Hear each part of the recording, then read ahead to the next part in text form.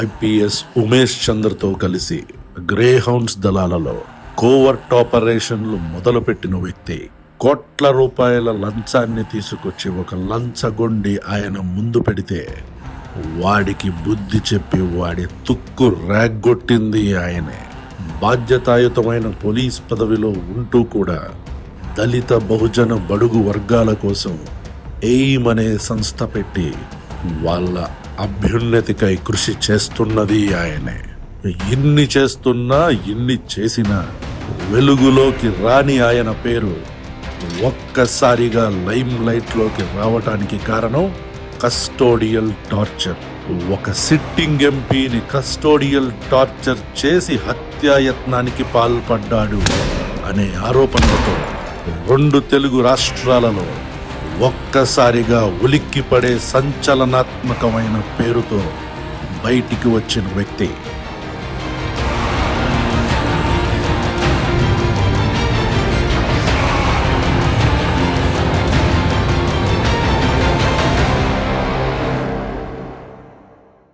జగన్మోహన్ రెడ్డి గారు కూడా కొన్ని రోజులు మిమ్మల్ని పక్కన పెట్టారు. ఈ విషయం చాలా మందికి తెలియదు. డిఫరెన్స్ ఆఫ్ ఒపీనియన్స్ ఉంటాయి. వాళ్ళు చెప్పిన దానికి మనం అగ్రీ కాకపోవటం. సిస్టంలో ఉన్న రాజకీయ నాయకులు ఆడుకుంటున్నారేమో. చాలామంది మిమ్మల్ని ప్రో వైసీపీ అనుకుంటారు.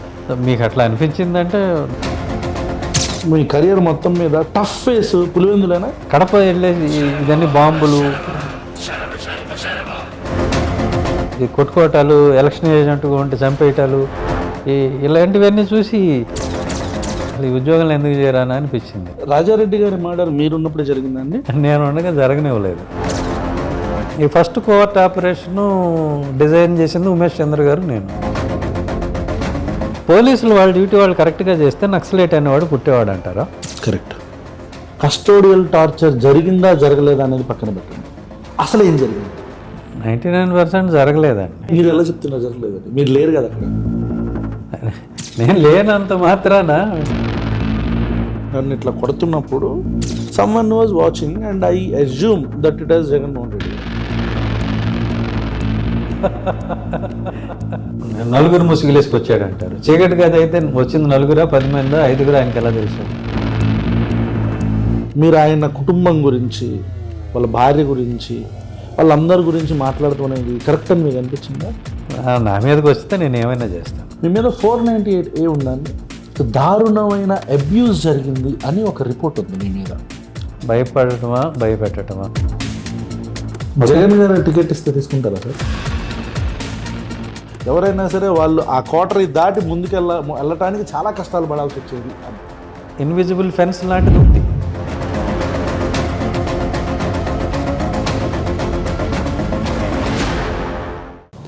We are here with one of a familiar personality in the state of Andhra Pradesh and Telangana.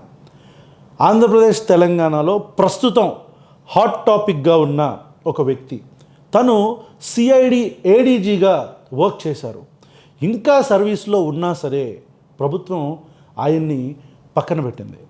అయితే కొంతమంది ఆయనని వైసీపీకి మద్దతుదారుడంటే, ఇంకొంతమంది కాదు ఆయన్ని మిస్అండర్స్టాండ్ చేసుకున్నారు అని చెప్పని అంటారు. వీటన్నిటికంటే ఎక్కువగా రఘురామకృష్ణన్ రాజు, మాజీ ఎంపీ ప్రస్తుత ఎమ్మెల్యే, ఉండి ఎమ్మెల్యే అయిన రఘురామకృష్ణన్ రాజు గారికి సంబంధించిన కస్టోడియల్ టార్చర్ జరిగింది అన్న నేపథ్యంలో ఎక్కువగా ఆరోపణలు ఎదుర్కొంటున్న వ్యక్తి ఆయన. మీకు పేరు చెప్పాల్సిన అవసరం లేదు, గుర్తొచ్చే ఉంటుంది.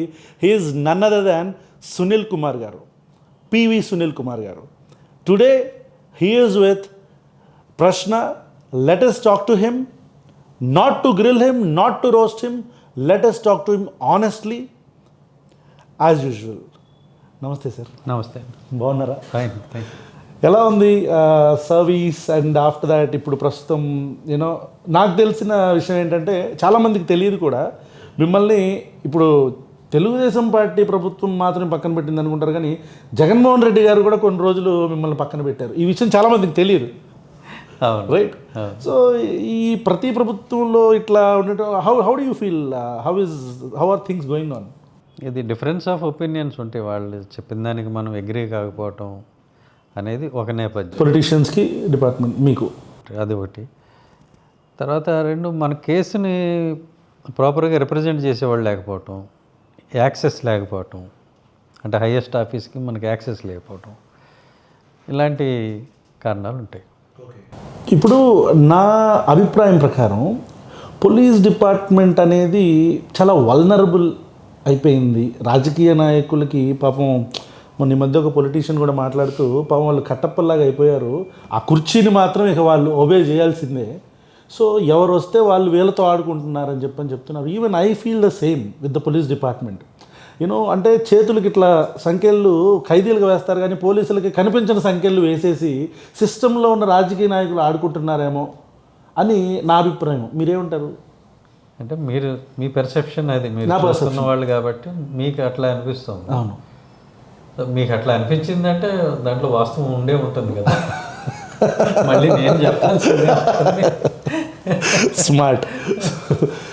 సో మీరు మీ నేపథ్యం ఏంటి Sunil Kumar garu? From where did you come from, where did you born, మీ నేపథ్యం, or you from poor family, middle class or elite? మీ ఫ్యామిలీ గురించి చెప్పండి. అంటే మరి ఎట్లా క్లాసిఫై చేయాలో తెలియదు మా ఫ్యామిలీని. మా గ్రాండ్ పేరెంట్స్, మా grand father head master, so మా గ్రాండ్ మదర్ కూడా టీచర్గా పనిచేశారు. Grand parents head master, teacher profession, so they are educated.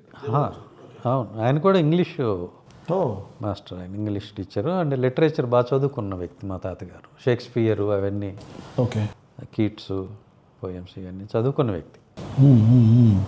So నాది మూడో generation చదువుకోవటంలో.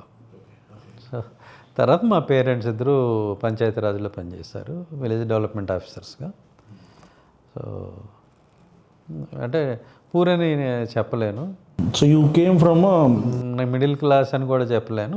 You can say it's upper middle class or Dalit కమ్యూనిటీకి సంబంధించి వచ్చిన ఒక టాప్ రేంజ్ ఆఫీసర్గా మీరు చిన్నప్పటి నుంచి చూసిన ఆర్ పెరిగిన వాతావరణంలో మీరు ఎప్పుడైనా ఆపరేషన్కి ఎప్పుడైనా గురయ్యారా? చాలాసార్లు. అవునా? అంటే what kind of operation? Operation అంటే it's humiliation. Humiliation, okay. Other than for example, నేను I can afford to go to tuition, right. మా ఫాదరు ఒక ఆయన దగ్గర ట్యూషన్కి పంపిస్తే ఆయన బయట కూర్చోబెట్టాడు. బయట అంటే మళ్ళీ బయట కూడా అంట్లవి ఉంటాయి కదా, గిన్నెలు, అక్కడ కూర్చోన్నాడు మన దగ్గర డబ్బులు తీసుకొని. అంటే మీతో పాటు మిగతా స్టూడెంట్స్ ఉన్నారా? ఉన్నారు, వాళ్ళని కొంచెం అట్లా వేరే కూర్చోబెట్టి అట్లా చేశాడు. నాకు అర్థం కాల ఫస్ట్ టైం అది నేను experience. At what age? 7th class. Okay, okay, maybe 11-12 years hardly. So నాకు అర్థం కాల ఏంటిది అని. అప్పుడు తెలియదు మీకు? తెలీదు, బట్ ఈ అంట్ల దగ్గర ఎవడు కూర్చుంటాడు, ఇట్స్ నాట్ కంఫర్టబుల్ కదా. మా ఫాదర్ వస్తే చెప్పాను అట్లా నాకు నచ్చలేదు, ఇక్కడ బాగాలేదు అని. I don't know what is discrimination అన్నారు. మా ఫాదర్కి చాలా కోపం వచ్చింది, కొట్టబోయాడు టీచర్. ఓకే, ఊరికి నేను చెప్తున్నావా డబ్బులు తీసుకుంటున్నా కదా అంటే అప్పుడు ఆయన అదే క్షమాపణ చెప్పాడు, ఇక్కడ వద్దులే అని చెప్పి ఆయన మార్పించేసాడు. మార్చేసాక అదే మీరు ఫస్ట్ టైం దాన్ని చూడటం ఫేస్ చేయటం. అప్పుడు ఒక ఆయన కమ్యూనిస్ట్ ఒక ఆయన ఉండేవారు టీచర్, కమ్యూనిస్ట్ పార్టీ కార్యాలయంలో ట్యూషన్ అనమాట. ఓకే, ఓకే, అక్కడికి మారిపోయాను. ఇంకా అక్కడికి వెళ్ళిన తర్వాత ఇబ్బంది లేదు, కమ్యూనిస్ట్ సొసైటీ కదా. కరెక్ట్. ఆఫ్టర్ దట్ ఈ కాలేజ్ ఎక్కడ కూడా మీరు అంటే ఉన్నాయి చాలా, అంటే చిన్నతనంలో బాగా హిట్ చేసింది, అరే ఏంటి ఇంకా మనం ఇలాంటి ఒక సొసైటీలో ఉన్నామా అని?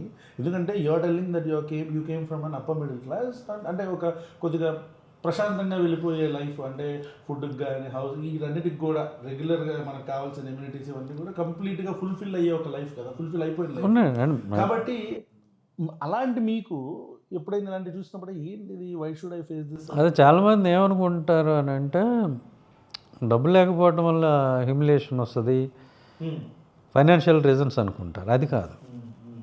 మా ఊళ్ళో చాలామంది కన్నా కూడా మేము బాగుండేవాళ్ళం, అందులో ఏం లేదు. And my mother was very keen that we should wear best of the clothes. Okay. అప్పట్లో మా ఊళ్ళో ఎవరు వేయినప్పుడే మేము విమల్ అప్పుడు బట్టలు, పాలిస్టర్ బట్టలు వాడేవారు. మా ఊళ్ళో ఫస్ట్ జీన్స్ ప్యాంట్ నేనే కొన్నా, నార్త్ స్టార్ షూ నేనే కొన్నా, క్రికెట్ బ్యాట్ నేనే కొన్నా. అట్లా ఏమి కాకపోతే పెనుగొండ, వెస్ట్ గోదావరి, ఓకే, మార్టేర్ దగ్గర. ఇంకా పెనుగొండ అంటే ఈ బాంబులు గిమ్ములు అనుకుంటా. అది పెనుకొండ, పెనుకొండ. ఓకే. ఇది పెనుగొండ. సో అట్లా నాకు ఇవన్నీ ఉన్నా కూడా ఈ అప్పుడప్పుడు ఇవి రెగ్యులర్గా ప్రతిరోజు కాదు, అప్పుడప్పుడు ఇలాంటివి ఎదురయ్యేవి. అలా 2-3 ఇన్సిడెంట్స్ చూసినప్పుడు. Which incident hit you hard? అన్నీ అంటే అంటే అది ఇప్పటికీ అనిపిస్తా. ఇప్పుడు అన్నీ గుర్తున్నాయి కదా. అవునా? అంటే I felt bad about everything కదా.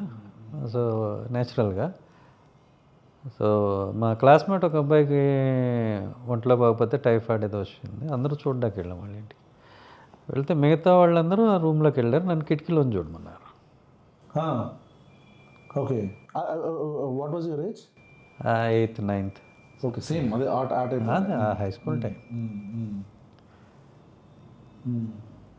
అంటే నేను చెప్తున్నా, డబ్బులకిను ఫినాన్షియల్ స్టేటస్కి డిస్క్రిమినేషన్కి సంబంధం ఏముంది అంటున్నాను నేను.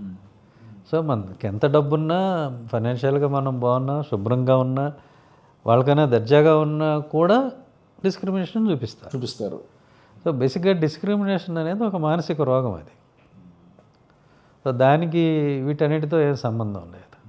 సో మీరు అసలు ఈ పోలీస్ ఫీల్డ్, ఐ మీన్ ఈ సివిల్స్ వైపు ఇటువైపు రావాలని మీరు ఎందుకు అనుకున్నారు? అంటే were you an aspirant from your childhood or how did you get that thought? I was never an aspirant and civil service and all. I was happy go lucky type. అంతేనా? నాకు ఏదో యాస్పిరేషన్స్, ఏదో అయిపోవాలి, ఏదో సాధించాలి అట్లా ఏం లేదు.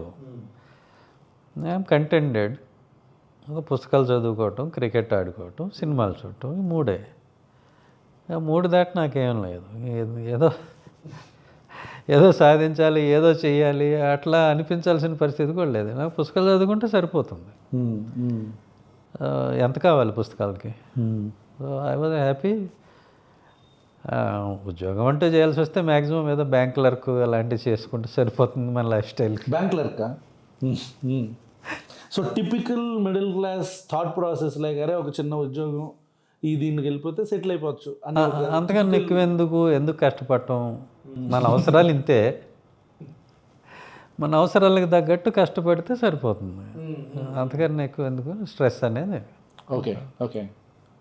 సో ఏదో అయిపోవాలని ఎప్పుడు లేదు. మరి why did you place your like దీనిలోకి ఎందుకు కాలు పెట్టారు, సివిల్స్లోకి? అదే అంటే మనకేముందంటే, మనకి సొంతంగా ఏమి లేకపోయినా కూడా మనల్ని ప్రొవోక్ చేస్తుంది సొసైటీ. ఓకే, నన్ను వదిలేస్తే నేనేదో చిన్నగా చేసుకొని మామూలుగా ఉండేవాడిని, అసలు నేను పట్టించుకోను. బట్ ఏమవుతుందంటే మనకి ఫ్యామిలీ ప్రైడ్ అనేది ఒకటి ఉంటుంది.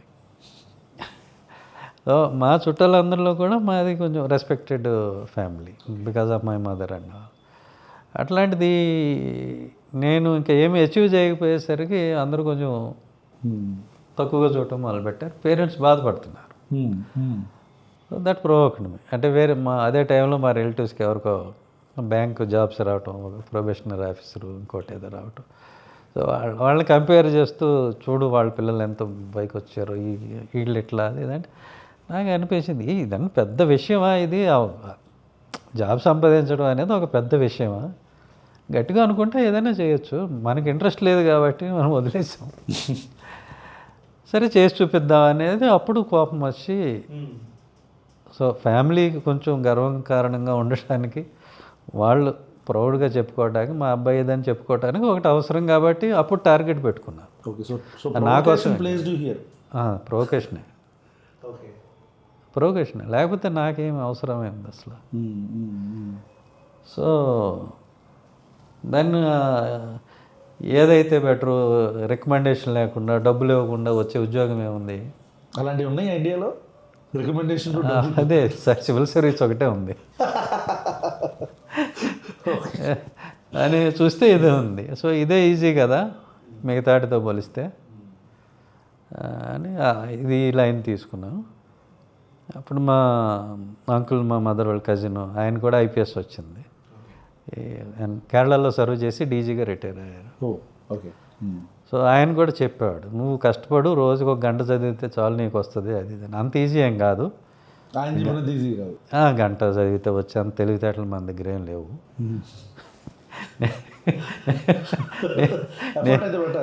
నేను 2 సంవత్సరాలు చదివాను, ఇదే పనిగా చదివాను. అంటే ఇంకా ఒక పని డెడికేటెడ్ అంటే తింటాం, నిద్రపోవటం తప్పితే ఇంకెప్పుడైనా ఇదే పని. వారానికి 1 రోజు రెస్ట్. మరి అది ఖచ్చితంగా కష్టపడినట్టు చాలా. అంటే అవసరం కదా, ఇది సాధించాలంటే అది అవసరం. ఆ మాత్రం శ్రమ పడాలి, ఊరికనే రాదు కదా. చేసి నైస్. సో ఇప్పుడు సెలక్షన్ అయిపోయిన తర్వాత ఫస్ట్ ప్లేస్మెంట్ ఎక్కడ సునీల్ గారు మీది? పులివెందులండి, కడప జిల్లా. పులివెందుల్లో పోస్టింగ్ ఏఎస్పీగా. ఎట్లా ఉండింది అక్కడ సర్వీస్? అంటే అసలు ఈ ఉద్యోగంలో ఎందుకు చేరానా అనిపించింది ఆనెస్ట్గా. ఎందుకు అంటే మంచి బ్లడ్ సలసల పట్టుంటుంది కదా ఆ టైంలో, ఇది ఫస్ట్ పోస్టింగ్ అది అన్నప్పుడు కదా.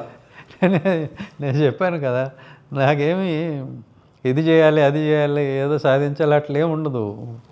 ఏదో నడిచేదాన్ని అలా నడిపిస్తూ ఉంటాం అంతవరకే. కానీ పైగా ఏం ప్రూవ్ చేసుకోవాలి? ఉద్యోగం చేయాలి అంతే. మనం అందులో ప్రూవ్ చేసుకోవటానికి ఏముంది? ఏదైనా మనం వ్యాక్సిన్ కనిపెడుతున్నావా, లేదా నోబెల్ పీస్ ప్రైజ్ కోసం చూస్తున్నావా, లేకపోతే పులిట్జర్ కోసం ఏమన్నా రాస్తున్నావా? ఏం లేదు కదా, మామూలు ఉద్యోగం అది. అందులో అందరూ చేస్తారు, మనము చేస్తాం. మా ఐజీ గారు ఒక ఆయన ఉండేవారు, వివేక్ దుబే అని. He use to like me very much. ఆయన చెప్పేవాళ్ళు, ఈ సివిల్ సర్వీస్లో పనిచేయటానికి, ఎస్పెషల్లీ పోలీసులో చేయటానికి ఒక కామన్ సెన్స్ ఉంటే చాలు. ఒక విలేజ్ ఉమెన్కి ఉండే కామన్ సెన్స్ ఉంటే సరిపోతుందని చెప్పేవాడు. ఓకే. హౌ అంటే మనం ఏం చేయాలి అనేది ఆ సిచ్యువేషన్లో, ఎనీ సిచ్యువేషన్ మీరు తీసుకోండి, ల్యాండ్ ఆర్డర్ సిచ్యువేషన్ కానీ వచ్చినప్పుడు కామన్ సెన్సే పనిచేస్తుంది ఎక్కువ. అంటే మనం దాన్ని ఎలా డీల్ చేయాలి అనే దాంట్లో కామన్ సెన్సే కదా. పబ్లిక్ పెర్సెప్షన్ ఎలా ఉంది, పబ్లిక్ పెర్సెప్షన్ కరెక్ట్, అదే ఆయన చెప్పింది. దాన్ని బట్టి పోవాలి అనేవాడు. లా అంటే లా ఎలాగో పుస్తకంలో ఉంటుంది, పుస్తకం ఎక్కడికి పోదు కదా, తీసి చదువుకోవటమే అని చెప్పేవాడు. అంటే మోస్ట్లీ వాడు టూ సింపుల్గా ఉన్నా కూడా ఆయన చెప్పింది కరెక్టే. కాబట్టి ఏదో చేసేయాలి అని సాధించాలి అనే దానికి ఏముంటుందండి. Why were you not satisfied మరి పులివెందుల్లో? నాట్ సాటిస్ఫైడ్ కంటే నాకు అది ఒక కల్చరల్ షాక్ అని చెప్పాలి. Okay okay got it. నా లైఫ్ స్టైల్ ఏంటి, పెనుగొండలో వెస్ట్ గోదావరిలో ఎలా ఉంటుంది లైఫ్ స్టైలు? పీస్ఫుల్గా, కామ్గా, క్వైట్గా ఉంటుంది. అసలు మర్డర్ అనేది మేము వింటమే ఎప్పుడు వినం. అండ్ నా చిన్నప్పుడైతే నేను ఎప్పుడు మర్డర్ అనేది వినలా, చూడలా. అవునా? ఏముంటుంది కదా, పీస్ఫుల్గా ఉంటుంది కదా. వెస్ట్ గోదావరిలో ఏముంటుంది? మా బెజవాడలో మొత్తం అయ్యే లేస్తే పుడుకునేవాళ్ళు. అవును, గోదావరి డిస్ట్రిక్ట్స్ ఇంతకుముందు, ఇప్పుడంటే కొద్దిగా ఇంతకుముందు అసలు చాలా పీస్ఫుల్గా ఉండేది. సడన్గా కడప వెళ్ళేసి ఇదన్నీ బాంబులు, ఈ కొట్టుకోటాలు, ఎలక్షన్ ఏజెంట్గా ఉంటే చంపేయటాలు, ఇలాంటివన్నీ చూసి ఏంటి ఎంత చిన్న కారణాలు కూడా చంపేసుకుంటారా అని అది షాక్ కదా. వాళ్ళు చెప్పేవి వింటుంటే అదొక షాక్లో ఉండేది. What was your age? 25. Very young. So first job, నేను అంతకుముందు ఏం ఉద్యోగం చేయాల. అప్పుడు డిఎస్పీ, ఏఎస్పీ. ఓకే. ఆ ఊళ్ళో అందరూ మమ్మల్ని శత్రువుల్లో చూసేవాళ్ళు, పోలీసుల్ని. మూవీస్లో చూపించడమే అనుకున్నాను, బట్ యాక్చువల్ రియల్ టైంలో కూడా అట్లనే ఉండేదా? ఉందండి. అంటే పోలీస్ అంటే ఒక హేట్రెడ్ అంటే పోలీస్ అంటే కాదు, దే డోంట్ కమ్. పోలీస్ అని కాదు. ఏంటంటే ఈ వైఎస్ గారి ఫ్యామిలీ చాలా strong. YSR family, YSR family జనరల్గా హోల్ డిస్ట్రిక్ట్ అంటున్నారా? హోల్ డిస్ట్రిక్ట్ కాదు, పులివెందుల ఏరియా ఎస్పెషల్లీ, మొత్తం జిల్లాలో కూడా. ఎస్పెషల్లీ పులివెందుల ఏరియాలో ఎలా ఉండేదంటే ఏదన్నా కేసు పోలీస్ స్టేషన్కి రావాలా అక్కర్లేదా అనేది కూడా వాళ్ళే డిసైడ్ చేసేవాళ్ళు. అవునా? అంటే పంచాయతీలోనే నాట్ ఇన్ బ్యాడ్ సెన్స్, అందరూ వాళ్ళ దగ్గరికి వెళ్ళేవాళ్ళు. అదే అక్కడక్కడ అయిపోయాయి మొత్తం. వెళ్ళి నీ తప్పు నువ్వు ఇట్లా చేయొద్దు అలా పో అని అట్లా అయిపోయేది. మరీ అది ఏదన్నా అంటే రాజారెడ్డి గారి టైం, అప్పుడు రాజారెడ్డి గారు బతికే ఉన్నారు. వచ్చేది కాదు పోలీస్ స్టేషన్ దాకా ఏమీ. మొత్తం అన్ని పబ్లిక్ సెటిల్మెంట్స్ అన్నీ అట్లనే అయిపోయాయి.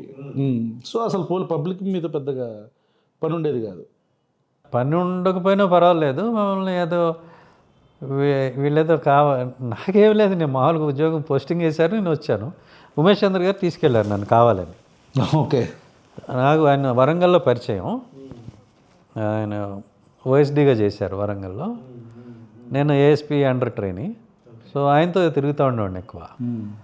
సో ఆయన నువ్వు రా, నాకు కావాలి అక్కడ ఒక, నేను ఎస్పీగా నేను ఒక్కడనే కాదు కదా, నాకు మంచి టీం ఉండాలి, నువ్వు వస్తే బాగుంటుంది నాకు, వస్తావా అంటే సరే వస్తాను. నాకు తెలియదు కదా అసలు ఇక్కడ.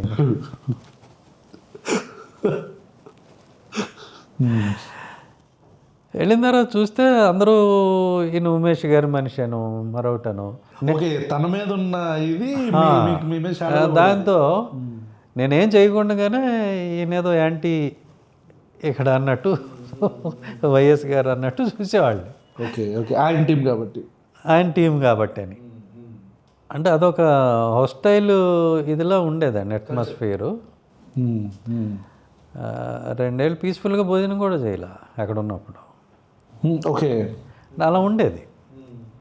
ఎవరు రారు, మనం పలకరించరు, మాట్లాడరు, అండ్ రకరకాల కథలు చెప్తారు అక్కడ. అంటే ఎట్లయినా అక్కడ చాలామంది పోలీసుల మీద అటాకులు జరిగినాయి నేను వెళ్ళటానికి ముందు.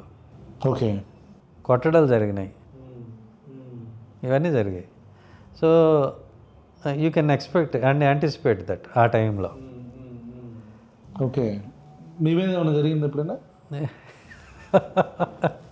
They try or did you get any information? మీకు ఏమైనా ఇన్ఫర్మేషన్ ఏమైనా లేదు అంటే నేను చెప్పా. అవునా? నా జోలికి రానంత వరకు నేను ఎవరిని ఏమన్నాను, నా మీదకి వస్తే నేను ఏమైనా చేస్తాను. నా దగ్గర AK-47 ఉంది. Is this a warning? No, not warning అండి. I meant it. ఓకే. ఏదో నేను వార్నింగ్ ఎందుకు ఇవ్వాలి, నాకేం అవసరం, జరగబోయే చెప్తాను అంతే. అంటే గవర్నమెంట్ ఎందుకు ఇచ్చింది? సెల్ఫ్ డిఫెన్స్కే కదా. కరెక్ట్. నేను అవసరమైతే నేను వాడటానికి భయపడను. So by then you used to have, అప్పుడు కూడా ఉండిందా మీ దగ్గర? అప్పుడు ఉండింది, ఇప్పుడు లేదు, ఉంది. సో మేముండేది శాంతి భద్రతలు కాపాడటానికి, చట్టాన్ని పరిరక్షించడానికి. మరి మాకే భద్రత లేని పరిస్థితి వస్తే ఇంకా మా మీద అంటే వ్యవస్థ మీద నమ్మకం ఏముంటుంది ప్రజలకి? So when you have to use the power, you have to use, and they should know it is not the way. So దానికి అంటే కొన్ని చిట్కాలు ప్రయోగించడం జరిగింది. సో తగ్గారు? తగ్గడం కాదు, భయపడ్డారు. భయపెట్టారు మొత్తానికి. భయపడటమా భయపెట్టడమా అన్న ప్రశ్న వచ్చినప్పుడు ఏది బెటర్ అంటారు?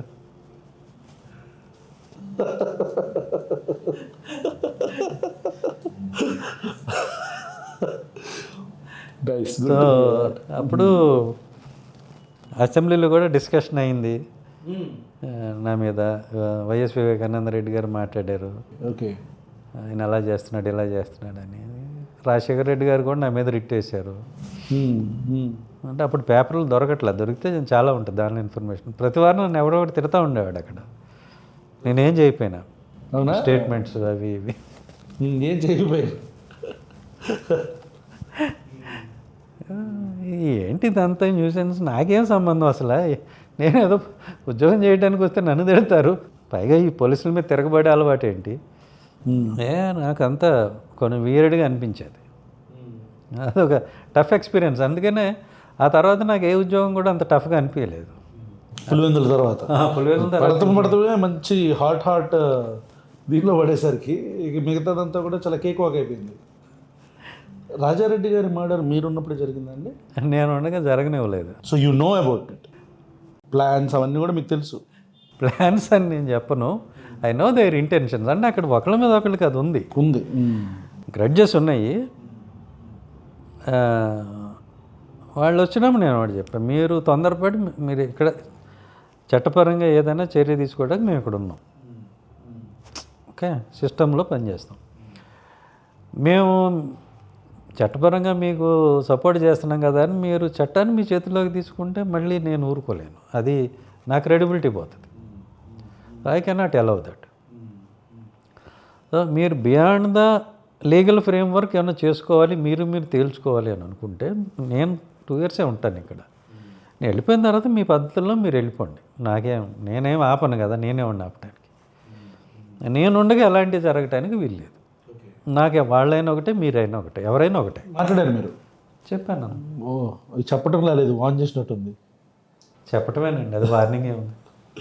సో ఈ రకంగా అనుకోవచ్చా, బికాజ్ ఆఫ్ సునీల్ కుమార్ రాజారెడ్డి గారి చావు పోస్ట్ పోన్ అయిందని? అంత పెద్ద మాట మనకి ఎందుకు కానీ. సో మీరున్నప్పుడైతే ఆపారు? నేను ఆపాను.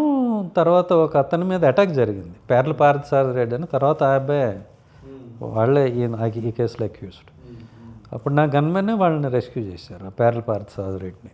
Okay okay. సో అతను డైయింగ్ డిక్లరేషన్ ఇవ్వటం, చనిపోతాను అనుకుని మేజిస్ట్రేట్ గారి దగ్గర ఇచ్చినప్పుడు డైయింగ్ డిక్లరేషన్కి వాల్యూ ఉంటుంది. Plus ఇన్సిడెంట్లో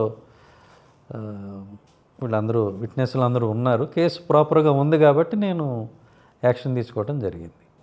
okay. మీరు పులివెందుల్లో ఉన్నప్పుడు కావచ్చు, ఆ ప్రాంతంలో ఉన్నప్పుడు బిగ్గెస్ట్ కేసు ఏదైనా సాల్వ్ చేశారా? అంటే సెన్సేషనల్ కేసు కానీ ఏదైనా ఆర్ సంథింగ్? అని అనుకోకుండా ఒకటి సాల్వ్ చేయడం జరిగింది. ఐ థింక్ ఓబుల్ రెడ్డి అనుకుంటా, అతను పక్కన ఓబుల్ రెడ్డి. అవును, ఇక్కడ హైదరాబాద్ లాడ్జ్లో మర్డర్ జరిగింది. ఇక్కడ మాసప్ ట్యాంక్ దగ్గర. మాసప్ ట్యాంక్, కరెక్ట్. అపార్ట్మెంట్ ఆర్ అవును అవును లాడ్జ్. సో అది మర్డర్ జరిగింది, మాకు సంబంధం లేదు. పులివెందుల ఏరియా కాదు అతనిది, వేరే. అవును అవును అవును, ఆ పక్కన అనంతపూర్ జిల్లా. మాకెట్లా అంటే మేము ఈ హైర్డ్ అసాసిన్స్ వీళ్ళంతా ఉన్నారు పులివెందులో ఉండేవాళ్ళు. అప్పుడు 100 రూపాయలకి కూడా మర్డర్ చేసేవాళ్ళు. 100 రూపాయలకా? ఇంకా కొంతమంది ఉన్నారు. అంటే ఒక పెర్వర్టెడ్ ఒకడు ఉండేవాడు, తర్వాత ఎన్కౌంటర్లో చనిపోయాడు, పోలీస్ ఎన్కౌంటర్లో. వాడు రోజు బ్లడ్ చూడాలి, ఎవడొకడిని కోసో ఏదో ఒకటి, అట్లా అయితే కానీ వాడికి నిద్ర పట్టేది కాదు. అట్లాంటి వాళ్ళు కూడా ఉన్నారు. ఓకే. అంతే, ఒక హింసా ప్రవృత్తి ఉన్న వ్యక్తులు కొంతమంది. మీరు అన్నారుగా పర్వర్టెడ్ అని, దట్ సూట్స్. అందరూ అట్లా నేను చెప్పను, వీళ్ళు చాలా మైక్రోస్కోపిక్ మైనారిటీ. వీళ్ళని వదిలేస్తే కడప కానీ రాయలసీమ ప్రజలందరూ చాలా మంచివాళ్ళు. They are straight forward, good people. వీళ్ళు ఉండేది చాలా అంటే చాలా 0.001% ఉంటారు, అంతకు మించి ఉండరు. వీళ్ళ ఇంపాక్ట్ మొత్తం ఏరియా మీద. అంటే వీళ్ళ గురించి మాట్లాడితే ఏమవుతుందంటే ఇదంతా ఆ ఏరియా అంతా ఇట్లానేమో అనుకుంటారు, అది కరెక్ట్ కాదు. అదర్వైజ్ వాళ్ళు చాలా మంచి వాళ్ళు, స్ట్రైట్గా ఉంటారు. పబ్లిక్ వాళ్ళు మళ్ళానే ఉంటారు, అదేమి. కొంతమంది ఇట్లా ఉంటారు మేబీ. మర్డర్ జరిగింది. సో వీళ్ళ కోసం మనం వాళ్ళని వాచ్ చేస్తూ ఉండేవాళ్ళమి. వాళ్ళు ఉన్నారా లేదా, ఎక్కడికి పోతున్నారా, ఏమైనా చేస్తున్నారంటే కొంతమంది ఒక 4 ఒక వారం రోజులు కనపడలేదని ఇన్ఫర్మేషన్ వచ్చింది. ఓకే. వీళ్ళు ఎక్కడికి వెళ్ళారు ఏంటని ఎంక్వైరీ చేస్తే ఒక జీపు తీసుకుని వెళ్ళారు, హైదరాబాద్ వెళ్ళారని తెలిసింది. ఓకే. సో వాళ్ళని పిలిపించి మంచిగా అడిగితే మంచిగా అడిగారు, చెప్పారు ఇలా పని మీద వెళ్ళొచ్చామని చెప్పారు. బాగా మంచిగా ఉంటారు అయితే. ఓకే. అది అట్లా సాల్వ్ అయింది ఆ కేసు. సో ఓబుల్ రెడ్డిది మీరే క్రాక్ చేసి చేసి అప్పుడు సిఐడి అప్పుడు బాగా సెన్సేషనల్ కేసు. అవునవును, అది ఎవరు ఊహించలేరు, అంటే ఆ లింక్ ఎక్కడ ఉంటుంది అనేది. Correct. Okay. So after that Pulivendula తర్వాత మీరు 2 years చేశారంటే అక్కడ? 2 years ఉన్నానండి. అండ్ దెన్ 2 years ఉన్నాను. అప్పుడు ఒక panchayat election, local bodies election అయితే ఒక్క బైపోల్ కూడా లేకుండా కండక్ట్ చేసాం ఆ ఏరియాలో. అదే రికార్డు. అవునా? అసలు బేసిక్గా బైపోల్ లేకుండా ఉండదు అక్కడ? ఉండదు. అక్కడ చేశాను నేను ఎస్పీగా ఉండగా. అదొకటి satisfying. You're happy with that? అంతే కదా మరి, అది రికార్డే. ఆ తర్వాత ఇప్పటికి కూడా ఇది అవుతూ ఉంటాయి ఇష్యూస్ అక్కడ. ఆ తర్వాత ఎంపీ ఎలక్షన్ కూడా జరిగింది. రాజశేఖర రెడ్డి గారికి ఎప్పుడూ 1,00,000 మెజారిటీ పైన వచ్చేది, 1,00,000 తగ్గేది కాదు. ఆ ఎలక్షన్లో 2000 ఓట్స్కి వచ్చారు. అవునా? సో అంటే మేము అన్ఫేర్గా ఏం చేయాలి? అగైన్ డెమోక్రటిక్గా రూల్స్ ప్రకారం ఎలా చేయాలో అట్లా చేసాం, అంతవరకే. ఆ రోజు పబ్లిక్ మూడ్ ఎలా ఉంది మా వల్ల నేను చెప్పను. మేము చేసింది ఏంటంటే అన్ని ప్రాపర్గా అయ్యేటట్టు చూసాం, ప్రాపర్గా ఎలక్షన్ కండక్ట్ చేసాం, అంతే. Not to do favour to anyone, not to harm anyone. నా ఇంటెన్షన్ ఎప్పుడు అదే, నా పని ఏదో నేను చేసుకుంటూ పోవాలనేదే తప్పితే వేరే ఏం లేదు. సో ఇవి అక్కడ జరిగినాయి, బాగా గుర్తున్నాయి. పులివెందుల తర్వాత ఇక్కడ అప్పుడు చాలామంది అనేవాళ్ళు, సార్ మిమ్మల్ని ఇక్కడ కాబట్టి పని చేయనిస్తున్నారు, అదే టీడీపీ అధికారంలో ఉన్న చోట ఆళ్ళగడ్డలో చేయిస్తారా, అనంతపూర్లో చేయిస్తారా అని చాలామంది అడిగేవాళ్ళు. అయితే నేను చెప్పాను, చేయనిస్తారా లేదా అనేది గవర్నమెంట్ ఇష్టం, నేను డిసైడ్ చేయలేను కదా. నేను ఆళ్ళగడ్డలో పని చేస్తానని నేను చెప్పలేను కదా గవర్నమెంట్కి. వాళ్ళు ఎక్కడేస్తే అక్కడ నేను పని చేయాలి. కరెక్ట్. నేను ఉన్న చోట గట్టిగా పని చేయాలి, లేకపోతే పనికి మళ్ళీ అంటారు. ఇంకా లైఫ్ లాంగ్ అది మా ముద్ర భరించాలి. ఆ మార్క్ ఉంటుంది. ఆయన భయస్తాడండి, పిరిగోడండి, ఏం చేయలేడండి, ఇవన్నీ పడాలి ఎందుకు. సో అది ఎక్కడేస్తే అక్కడ చేయాలి, ఎక్కడ పోస్ట్ చేయాలనేది గవర్నమెంట్ ఇష్టం. వెళ్ళిన చోట గట్టిగా పని చేయటం అనేది నాకు తప్పదు. యాజ్ ఆఫీసర్ నా మార్క్ ఉండాలి కాబట్టి. Correct correct.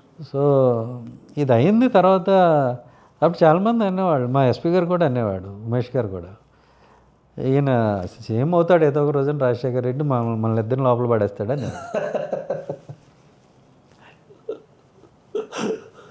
రాజశేఖర రెడ్డి గారు సీఎం అయిన తర్వాత డిడ్ యు మీట్ హిమ్? కలిసాను.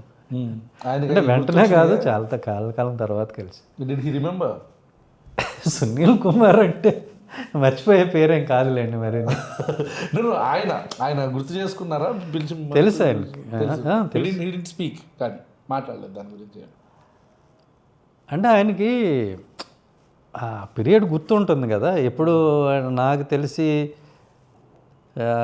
ఆయన మొత్తం పొలిటికల్ కెరియర్లో ఆ ఫేజ్ ఎప్పుడు చూసి ఉండరు.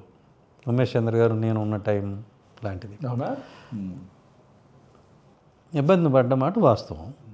సో మేము ఇబ్బంది పెడదామని అక్కడికి వెళ్ళలేదు, మా పోస్టింగ్ అక్కడ పడింది, మేము వెళ్ళాం. సో అక్కడ ఉన్న సిచ్యువేషన్ బట్టి నేను అంటే రాజారెడ్డి గారితో చెప్పాను మొదటే, మేము కొద్ది రోజుల నుండి వెళ్ళిపోతామండి, మీతో ఎవరితోనూ గొడవ పడతానికి మేము ఇక్కడ రాలేదు, మేము ఉన్నప్పుడు మీరు కొంచెం కామ్గా వెళ్ళిపోతే మేము కామ్గా వెళ్ళిపోతాం, ఎవరిదాన్ని వెళ్ళిపోవచ్చు, మేము వెళ్ళిపోయిన తర్వాత మీ ఇష్టం కదా ఎవడో ఆపుతాడు మిమ్మల్ని అని కూడా నేను మాట్లాడా. ఆయన లేదండి, నో మనం ఫ్యాక్షన్ కంట్రోల్ చేయాలి అది ఇది అని ఆయన. నేను కూడా ఫ్యాక్షన్కి వ్యతిరేకం అన్నారు. మంచి ఇంగ్లీష్ మాట్లాడతాడు ఆయన. అవునా? మీరు అనుకున్నట్టు కాదు. రాజారెడ్డి గారు అంటే రాజారెడ్డి అనే ఒక పేరు బయట how it was being, I don't know personally ఆయన ఏంటి అనేది నాకు తెలియదు. ఇప్పుడు ఆయన తెలియదు, రాజశేఖర రెడ్డి గారి నాన్నగారు తెలియదు, చంద్రబాబు నాయుడు గారి నాన్నగారు తెలియదు అనమాట.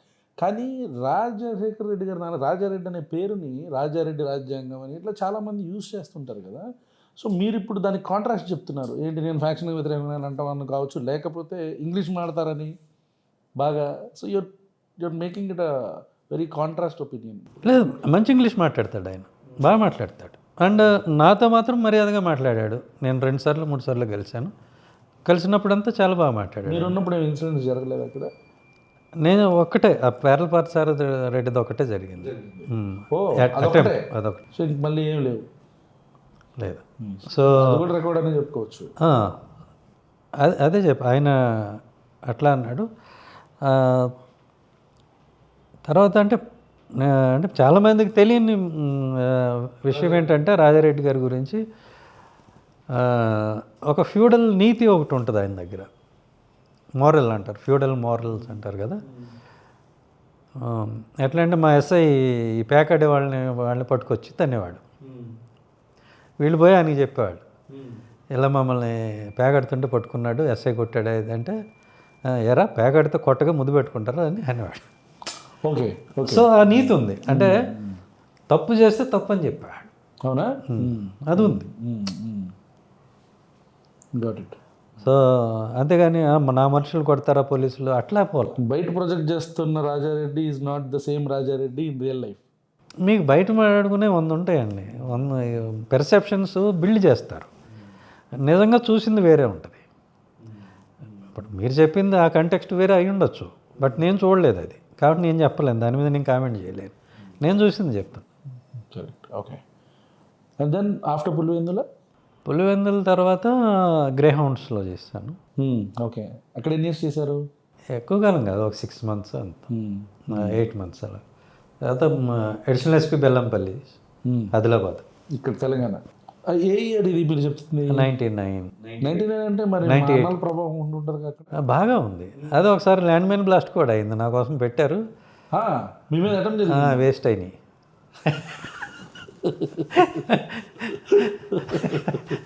టైమింగ్ సరిగ్గా కుదరలా. అవునా? అంటే కాన్వాయ్ వెళ్ళిన తర్వాత లేకపోతే ముందు అట్లా ఎలా క్రాస్ అయిపోయిన తర్వాత బ్లాస్ట్ అయింది. అంటే ఇమీడియట్గా వెళ్ళిందా?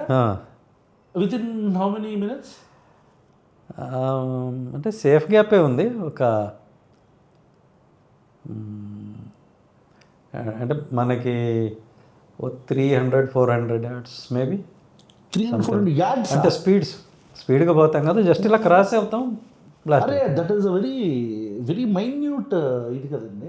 అంటే క్లోజ్ ఎస్కేప్ ఉంది, వెరీ క్లోజ్ ఎస్కేప్. అసలు మామూలు కాదు. 300 yards అంటే ఆల్మోస్ట్ ఇట్లా క్రాస్ అవ్వగానే పేలినట్టు. ఎందుకంటే ఆల్మోస్ట్ ఒక 40-50లో ఉన్న అట్లీస్ట్ క్రాస్ అయినా ఒక 2 సెకండ్లు పేలిపోయినట్టుగా. అక్కడ అయింది. మళ్ళీ శ్రీకాకుళంలో కూడా ఒక అటెంప్ట్ అయింది, ఈసారి ముందు అయింది. నేను వెళ్ళక ముందు నేను అనుకుని వేరే. మీరు గ్రే హౌండ్స్లో ఉన్నందుకు వాళ్ళు మిమ్మల్ని టార్గెట్ చేశారా? ఎందుకంటే గ్రే హౌండ్స్ నుంచి తర్వాత బెల్లంపల్లికి వెళ్ళారు. సో గ్రే హౌండ్స్లో ఉన్నందుకు మీరు వాళ్ళని టార్గెట్ అయ్యారా అన్నలకి? మేబీ అందుకే అయి ఉండొచ్చు కదా. ఎందుకంటే గ్రే హౌండ్స్ అంటేనే కొద్దిగా కోపంగా ఉంటారు. మేబీ దానికోసమే ఉండొచ్చు. అలా నేనేం ఫేక్ ఎన్కౌంటర్స్ ఎప్పుడేం చేయలేదు. మీరు ఉన్నప్పుడు ఎప్పుడైనా ఎన్కౌంటర్స్ అయినాయా? నేను ఉన్నప్పుడు ఎన్కౌంటర్స్ అయినాయా? పెద్ద అయినాయి. ఎవరైనా బెల్లంపల్లిలో పెద్దదైంది. ఆ ఏరియా కమాండర్ ఎవరు ఒక అతను ఉండేవాడు, వినోదేదో పేరు మర్చిపోయాను. ఆ ఏరియా మొత్తానికి ఇన్ఛార్జి అదైంది. ఓకే. చనిపోయారా? అదే ఏరియా ఇన్ఛార్జి చనిపోయాడు. అతను ఒక్కరే చనిపోయారా? ఓకే. అది ఎన్కౌంటర్ అంటే ఎక్స్చేంజ్ ఆఫ్ ఫైర్ నిజంగా జరిగింది. అదే దట్ వాజ్ మై క్వశ్చన్. ఎందుకంటే ఈ రోజుల్లో ఎన్కౌంటర్ అంటే మొత్తం అలాగే లేదు, మనకు అంత అవసరమే ఉంది. నేను జెన్యూన్ ఎన్కౌంటర్, అప్పట్లో ఎక్స్చేంజ్ ఆఫ్ ఫైర్ రియల్గానే జరిగింది. ఎందుకంటే దట్ వాజ్ బ్యాటిల్. నేను ఐ వాజ్ ఎగెనిస్ట్ దట్. అవునా? ఇది పట్టుకొచ్చి కాల్చడం అది కరెక్ట్ కాదు. ఎక్స్చేంజ్ ఆఫ్ ఫైర్ అవుతుంది, వాళ్ళు పోవచ్చు, మనం పోవచ్చు. మీరు ఆపరేషన్ మీరే లీడ్ చేశారా? చాలాసార్లు వెళ్ళాను నేను. ఓకే. నేను ఎప్పుడు పార్టీ కొమ్మింగ్కి వెళ్ళినా నేను కూడా వెళ్ళేవాడిని. 90% ఆఫ్ ద టైమ్స్ నేను వెళ్ళేవాడిని. నేను వెళ్ళేవాడిని అంటే వెళ్ళరని లేదు, చాలామంది వెళ్తారు ఆఫీసర్స్. అవునా? వెళ్తారు. సివి ఆనంద్ వెళ్ళేవాడు, ఇప్పుడు హోమ్ సెక్రటరీ ఉన్నాడు, ఆయన వెళ్ళేవాడు. ఉమేష్ గారు వెళ్ళేవాడు, ఏవి వెంకటేశ్వరరావు గారు వెళ్ళేవాడు. ఆయన మంచి డేరు తెలుసు. అవునే, మనం ఇక్కడ మాట్లాడారు ఆయన. వరంగల్ ఓఎస్టీ. మా అందరికీ మంచి బాండింగ్ అలాగే అక్కడే ఏర్పడింది. అంటే లైఫ్ అండ్ డెత్ మధ్యలో ఉంటాం కదా. కరెక్ట్. అందరం కలిసి వెళ్ళేవాళ్ళం. సో ఒక రకంగా అన్నలకి థ్యాంక్స్ చెప్పాలా. సో మీరు ఎన్ని ఎన్కౌంటర్స్లో పార్టిసిపేట్ చేశారు సార్? అంటే డైరెక్ట్ పార్టిసిపేషన్ అంటే forget about how many died or something. ఎన్ని చేశారు మీరు అసలు ఆపరేషన్స్? గుర్తులేదండి కరెక్ట్గా. చాలానే చేసి ఉంటారా? చాలాసార్లు. ఎందుకంటే బెల్లంపల్లి అంటే ఎక్స్చేంజ్ ఆఫ్ ఫైర్లు చాలాసార్లు అయినాయి, వాళ్ళు తప్పించిపోవటం అట్లా చాలాసార్లు జరిగింది. సరెండర్ ఎవరు అవ్వలేదు? సరెండర్స్ అయ్యారా? ఎక్స్చేంజ్ ఆఫ్ ఫైర్లో సరెండర్ అయ్యారా? మామూలుగా వచ్చి సరెండర్ అవటం అయింది. ఎక్స్చేంజ్ ఆఫ్ ఫైర్లు ఎప్పుడు అవ్వాలి? ఎక్స్చేంజ్ ఆఫ్ ఫైర్లో ఆ సరెండర్ ఛాన్స్ మ్యాక్సిమం 90% ఉండదు. సో బెల్లంపల్లిలో 2 years చేశారా? బెల్లంపల్లిలో 1 year. రిమెంబరింగ్ సంథింగ్ చెప్పండి, ఏంటి అది చేశాను. You wanted to say something? ఎందుకులేండి అవన్నీ not things to be taken. చెప్పండి, పర్లేదు, that's okay if it is okay to air. It's not a good thing, but it just happened అంతే. ఏమైంది అంటే ఈ కోవర్ట్ ఆపరేషన్స్ అనేవి ఉంటాయి కదా, ఈ ఫస్ట్ కోవర్ట్ ఆపరేషను డిజైన్ చేసింది ఉమేష్ చంద్ర గారు, నేను. అవునా? ఆ తర్వాత పాపులర్ అయినాయి. ఓకే. సో బేసిక్గా కోవర్ట్ ఆపరేషన్ అనేది మొదలు పెట్టింది ఉమేష్ చంద్ర గారు. అండ్ ఆయన అంటే ఆ ఆలోచన ఎలా వచ్చిందో చెప్తాను మీకు. వాడు జడల నాగరాజు అనుకుంటా, I think something like that. So Umesh గారు, నేను, అతను ముగ్గురం కూర్చున్నాం. వాడు దళంలో ఉన్నాడు అప్పుడు. ఓకే. ఆయన ఎలా పికప్ చేశారు మీరు? పికప్ చేయలే, ఈజ్ అ కోవర్ట్ అండి. ఓకే. కోవర్ట్ అనేది అప్పుడే మొదలైంది. ఓకే. అంటే వాడు చెప్తున్నాడు, నేను ఇలా ఇన్ఫర్మేషన్ ఇస్తాను, అలా ఇన్ఫర్మేషన్ ఇస్తాను, మీరు నన్ను ఏం చేయొద్దు, మీరు ఇలా రావాలి, అలా రావాలి. అంటే అప్పుడు సెల్ ఫోన్లు ఇవన్నీ లేవు కదా. కరెక్ట్. కమ్యూనికేషన్ ఎలా అనేది పెద్ద ప్రాబ్లం. ఇప్పుడు వాడు గార్డ్ డ్యూటీలో ఉంటాడు, ఎలా వస్తాడు కిందకి? రాలేడు కదా. ఇట్లా చాలా ఉంటాయి. వింటున్నారు, 2 గంటలు మాట్లాడుతున్నారు. నాకు చిరాకు వచ్చింది. చిరాకు వచ్చి ఒకటే అన్న, ఆడితో ఊరికే అన్నది, క్యాజువల్గాను సర్కాస్టిక్గాను. మరి ఏంటి అదొకటి డిస్కషన్ అంతా ఎందుకు? నీ చేతిలో తుపాకు ఉంటుంది కదా. ఉంటుంది అన్నాడు. వాళ్ళ చేతుల్లో ఉండదు కదా. ఉండదు. నువ్వు ఒక బర్స్ట్ ఫైర్ చేస్తే ఏమవుద్ది అన్న. Okay. So the idea started there. అలా స్టార్ట్ అయింది ఇసుగుతోటి. నువ్వే వేయచ్చు కదా అక్కడ, తర్వాత మేము వచ్చి లెక్క చూసుకుంటాము, ఏముంది. అట్లా అది I'm not proud of this thing. Yeah, even I was about to say that. ఇప్పుడు ఇది డిస్కషన్ స్టార్ట్ అయింది కాబట్టి నాకు ఒక I have a question for you. What do you think about this movement? ఈ రెవల్యూషనరీ మూమెంట్ ఏదైతే, అది naxalism అంటారా, మావోయిజం అంటారా, కొండపల్లి సీతారామయ్య గారికి సంబంధించిన పీడబ్ల్యూజీ ఇవంటారా, ఈ మూమెంట్ ఒక వర్గం మొత్తం కూడా ఇది ఆదివాసీ గిరిజన ప్రాంతాలకు సంబంధించిన అస్తిత్వానికి సంబంధించిన పోరాటంగా కొంతమంది చూస్తారు. కొంతమంది దీన్ని మనీ మైండెడ్ ఉద్యమంగా చూస్తారు. ఇంకొంతమంది ఏమో దీన్ని పూర్తిగా దేశ వ్యతిరేక కార్యకలాపాలు, ఇలా చూస్తారు. So police department, as a police officer మీరు చెప్పండి, what do you think? Police officer కూడా పక్కన పెట్టండి, as a human being what do you think about? అదే నేను చెప్తాను. నేను పోలీస్ ఆఫీసర్గా వేరు, నేనుగా వేరు. ఎగ్జాక్ట్లీ, నేను అదే అందుకే. ఓకే. సో పోలీస్ ఆఫీసర్గా నా డ్యూటీ కాబట్టి నేను చేశాను. ఓకే, అంతే తప్పితే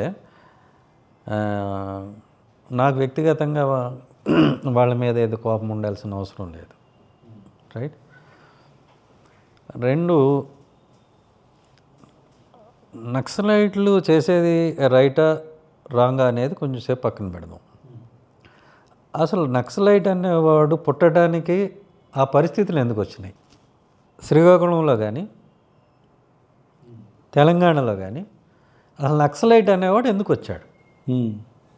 దానికి సమాధానం చెప్పాలి మనం. ఓకే.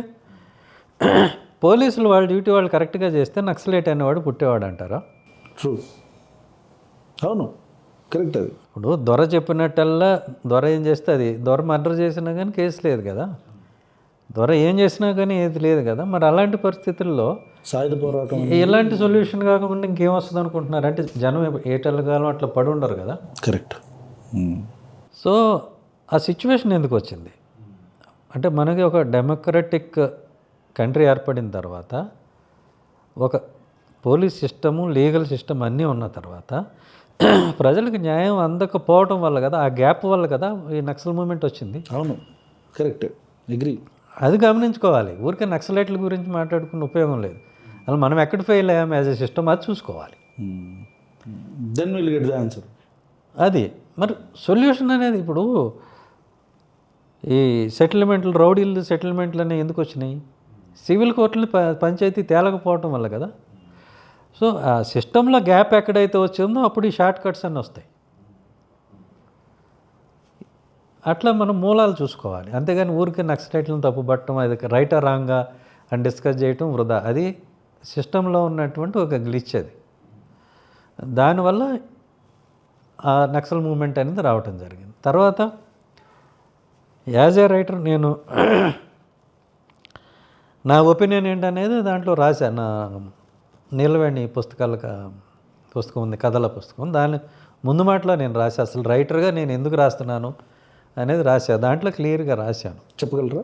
అంటే జరుగుతున్నది ఏంటి, ఇప్పుడు ఆదివాసీలు ఉన్నారు, గిరిజనులు, ఆదివాసీలు, వాళ్ళు తరతరాలుగా అక్కడ బతుకుతున్నారు. ఆ ప్రాంతం వాళ్ళది. దాన్ని మనం రాజ్యాంగం కూడా గుర్తించింది, షెడ్యూల్డ్ ఏరియాస్ అంటాం. అక్కడ మనం కొనటానికి కానీ అమ్మటానికి కానీ లేదు. అంత ప్రొటెక్షన్ ఎందుకు ఇచ్చాం? ఎందుకంటే వాళ్ళని వాళ్ళు ప్రొటెక్ట్ చేసుకోలేరు అని కదా మనం ఇచ్చింది. ఇప్పుడు ఏమవుతుంది, ఆ ప్రాంతాల్లో నేను రాసింది అదే యాజ్ ఎ రైటర్. నేను ఈ కొండ కోణల్లో ప్రకృతి సంపద ఉంటుంది, ఈ బాక్సైటు మరొకటో ఏదో విలువైంది ఏదో పడుతుంది. అది ఏమీ లేకుండా ఉంటేనే ఆ గిరిజనుడి జీవితం హాయిగా గడుస్తూ ఉంటుంది. అలాంటిది ఏమన్నా పడింది అంటే వాడి కొంప మునిగిందన్నమాట. అవును, జీవితాలు నాశనం అయిపోతాయి. ఇప్పుడు వాడు ప్రాంతంలో ఆ విలువైన ఖనిజం మీద పడటం వల్ల ఆ గిరిజనుడి లైఫ్ ఏమన్నా మారుతుందా? మారదు. దానివల్ల ఎవరికి బెనిఫిట్? ఒక పెట్టుబడిదారుడు వస్తాడు, అక్కడ తవ్వకం మొదలు పెడతాడు. అదే ల్యాండ్లో నిన్నటిదాకా వ్యవసాయం చేసుకుంటూ యజమానిగా ఉన్న వ్యక్తి కూలీగా మారాలి. మారిన తర్వాత నీకు చాలా అభివృద్ధి చేస్తున్నావు అని చెప్పి ఒక స్కూల్ పెడతారు, అందులో టీచర్ ఉండడు. ఒక హాస్పిటల్ పెడతారు, దాంట్లో డాక్టర్ ఉండదు, ఉన్న మందులు ఉండవు. ఇదే అభివృద్ధి అంటారు. బెల్ట్ షాప్ ఉంటుంది గ్యారంటీగా, వాడికి తాగుడు అలవాటు అవుతుంది, ఆ ఇప్పసారం మానేసి ఇది తాగటం మొదలు పెడతాడు, వాడు ఆరోగ్యం పోతుంది. సో ఇది కాదు కదా డెవలప్మెంట్ అంటే. అదే నేను రాసింది. సో రైటర్ అనేవాడు, రచయిత అనేవాడు ఇట్లా దోపిడీకి గురయ్యే వర్గాల ప్రజలు, పేద ప్రజల పక్షాన్ని నిలబడి యథార్థం అంటే సోషల్ ఫ్యాక్ట్ ఏదైతే ఉందో దాని గురించి రాయాలి, అందరికీ సమాజంలో అవగాహన కలిగేలా చేయాలని నేను చెప్పాను దాంట్లో. First I would like to appreciate the thought that you have on these things sir. ఎందుకంటే not as a police officer, మీరు పోలీస్ ఆఫీసర్గా మీ బాధ్యతను నిర్వర్తిస్తూనే అది 100% మీరు చేస్తూనే at the same time as a human being ఇటువైపు కూడా వచ్చి ఇది నా పర్సెప్షన్, నా ఉద్యోగం పక్కన పెడితే దిస్ ఇస్ మై పర్సెప్షన్ అని చెప్పడంలో I really appreciate. And yeah, I just wanted to say that. ఉద్యోగం వేరండి మనకి. ఉద్యోగం చేయడానికి ఒప్పుకున్న తర్వాత ఆ ఉద్యోగం చేసి తీరాలి, దానిలో మన ఇష్టాలు ఏమి ఉండవు. అవి పక్కన పెట్టి సిస్టంలో గవర్నమెంట్ ఏం కావాలనుకుంటుందో అది చేయాలి, లేదంటే వదిలేసి వెళ్ళిపోవాలి. రెండే పద్ధతులు. మీరు చెప్తే అది గుర్తొచ్చింది నాకు. మీరు అంటే ఆ దోపిడీకి గురవుతున్న వర్గాల గురించి మాట్లాడుతున్నప్పుడు గుర్తొచ్చింది. చాలామంది అడిగారు నన్ను ఇట్లా, ఎందుకు అందరూ లొంగిపోతున్నారు, హిడ్మా ఎందుకు లొంగిపోలేదు, మిగతా వాళ్ళందరూ లొంగిపోతున్నారు, చాలామంది వచ్చి ఆయుధాలు ఇచ్చేస్తున్నారు కదా అని చెప్పానంటే నేను కూడా ఇది ఇట్లానే చెప్పాను. చాలామంది లొంగిపోతున్న వాళ్ళకి మావోయిజం కానీ నక్సలిజం కానీ అనేది, ఈ ఉద్యమం అనేది వాళ్ళకి ఒక ఐడియాలజీ మాత్రమే, భావజాలం మాత్రమే. కానీ హిడ్మా లాంటి ఆదివాసీ గిరిజన ప్రాంతాల్లో ఉండే వ్యక్తులకి అది భావజాలం కాదు, అది అవసరం. అతని ఇల్లు చూసినా అవన్నీ చూసినా సరే అది అవసరం అతనికి. సో అట్లా. బట్ ఎనీవేస్ ఓకే, అది ఇప్పుడు అనేది ఏంటంటే సిస్టమ్ ఏదైనా కానీ, క్యాపిటలిజం కానీ, కమ్యూనిజం కానీ, మరొకటి కానీ, you name it what ever, ఒక మనిషికి ఇంకొక మనిషిని ఎక్స్ప్లాయిట్ చేసే అధికారం లేదు, వాళ్ళ జీవితాన్ని కూల్చేసే అధికారం లేదు, వాళ్ళ సంస్కృతిని ధ్వంసం చేసే అధికారం లేదు. You name it anything. వాళ్ళకి న్యాయం జరగాలి, ఇందులో తప్పేమీ లేదు. రైట్. సో ఇక్కడ బెల్లంపల్లి తర్వాత ఇంకా where did you go, Sunil గారు? బెల్లంపల్లి తర్వాత ఐ థింక్ కమాండెంట్గా వెళ్ళినట్టున్నా. మొత్తం మీ కెరియర్ మొత్తం మీద టఫ్ ఫేస్ పులివెందులేనా? అంతే అండి. అంతే. ఆ తర్వాత at any point of time మీరు ఎప్పుడైనా రిగ్రెట్ ఫీల్ అయిన సందర్భం ఉందా? ఏదైనా పని చేసి ఇలా చేయకుండా ఉంటే బాగుండేదని, ఈ కోవట్ కాకుండా. నాకు మీ మాటల్లో కూడా అర్థమైంది ఇందాక అది చెప్తూనే మీరు అన్నారు though it's not a proud. అది ఏదో అనుకోకుండా యాదృచ్ఛికంగా వచ్చింది. ఆ తర్వాత అది విచ్చలవిడిగా జరిగింది. చూసి నాకే సెట్ కదలేట్. అంటే నేను రిగ్రెట్ అయిందైతే ఏం లేదు. అవునా? Did you feel proud for anything that you have done? అది ఉద్యోగం అండి, దాని గురించి మనం పెద్ద సాటిస్ఫాక్షన్ అనేది ఒకటి ఉంటుంది కదా. అంటే ఈ మూమెంట్లో ఇప్పుడు లెటర్స్ ఇప్పుడు నేను ఒక పని చేస్తున్నాను ఇప్పుడు ప్రశ్నలో. అంటే ప్రౌడ్ అంటే మన పిఠాపురం వెళ్ళినప్పుడు పిల్లలతో మాట్లాడిన తర్వాత వాళ్ళతో ఆఫ్టర్ కెమెరా మాట్లాడిన తర్వాత ఐ ఫెల్ట్ వెరీ హ్యాపీ. అదొక చాలా, నేను మా వాళ్ళతో కూడా చెప్పా, మనం we have to celebrate few things అని చెప్పని. సో అలాగా ఒక చాలా అంటే ఒక సాటిస్ఫాక్షన్ వచ్చింది నాకు. అట్లా అంటే అరౌండ్ పోలీస్ హౌసింగ్ కార్పొరేషన్ ఉన్నప్పుడు కొన్ని వెల్ఫేర్ యాక్టివిటీస్ చేసాము. అవునా? అవి మీరు ఏం గురించి ఏం గుర్తురాట్లేదా? అంటే అది నేను జాబ్ పరంగా అనుకున్నాను. ఓకే. ఉద్యోగపరంగా అయితే నేను ఐజీ గుంటూరుగా ఉండగా అక్కడ క్లబ్స్ అన్నీ ఆపించాను. ప్యాకెట్ క్లబ్స్ అన్నీ. అది చాలామంది జీవితాలు బాగుపడతాయి దానివల్ల. అది ఆపించాను. అప్పుడు మనకు ఆంధ్రజ్యోతిలో వార్త కూడా వచ్చింది. ఒక మనిషి 2 కోట్లు ఇస్తానని నాకు ఆఫర్ చేయడానికి వస్తే, ఎప్పుడు ఇది? 2011-12. అప్పుడు 2 కోట్లు అంటే పెద్ద మ్యాటర్. వస్తే తప్పు, ఇది అలాగ మంచిది కాదని పంపించాను. కానీ నేను కొట్టానని వచ్చింది పేపర్లో. మీరు కొట్టలేదా?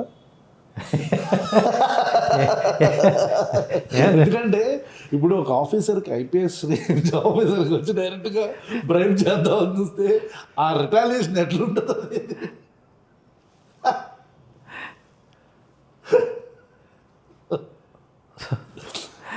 అది స్టేషన్లో కూర్చోబెట్టి మళ్ళీ టికెట్ రాని పంపించాం. సో అది ఆ టైంలో నాకు కొంచెం సాటిస్ఫైయింగ్. అంటే అట్లా నాకు ఇష్టం ఉండదు ఈ ప్యాకెట్ క్లబ్లో అంటే ఇష్టం ఉండదు. ఫ్యామిలీస్ పోతాయి. ఇప్పుడు తాగినోడైనా ఎక్కువ తాగితే ఇంటికే పోతాడు. ఈ ప్యాకెట్ ఇంటికి కూడా పోడు. ఫ్యామిలీస్ బాధపడతాయి. నేను చూసా చిన్నప్పుడు అది. అందుకే నాకు అది ఇష్టం ఉండదు. సో అదొకటి. మామూలుగా అదర్ దెన్ దట్ సాటిస్ఫైయింగ్ అంటే ఎయిమ్ అనేది, ఎయిమ్తో పాటు పనిచేయటం అనేది ఒక మంచి. ఎయిమ్ గురించి నేను మాట్లాడతాను. బట్ బిఫోర్ దాట్, మీ కెరియర్లోనే చాలామంది మిమ్మల్ని ప్రో వైసీపీ అనుకుంటారు. చాలామంది అనుకుంటారు. కొంతమంది ప్రో టీడీపీ అంటారు. ప్రో టీడీపీ అనే వాళ్ళ పర్సంటేజ్ చాలా తక్కువ. ఓకే.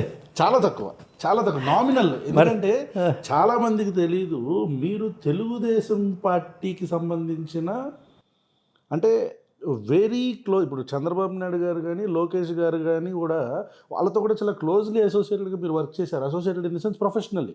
అవును. అంటే నేను 30 years పనిచేస్తే సర్వీస్లో 15 years ముఖ్యమంత్రి ఎవరు? అవును, రైట్. దాంతో పాటు చంద్రబాబు నాయుడు గారే. ఎగ్జాక్ట్లీ. ఆయనతోనే పనిచేశాను. రైట్. అసలు వెరీ వెల్. అసలు ఫస్ట్లో కూడా జగన్మోహన్ రెడ్డి గారు అధికారంలోకి వచ్చిన తర్వాత. అండ్ ఇంకో విషయం, మీకు డీసీపీ ఈస్ట్ జోన్ చేశాను నేను హైదరాబాద్. ఓకే.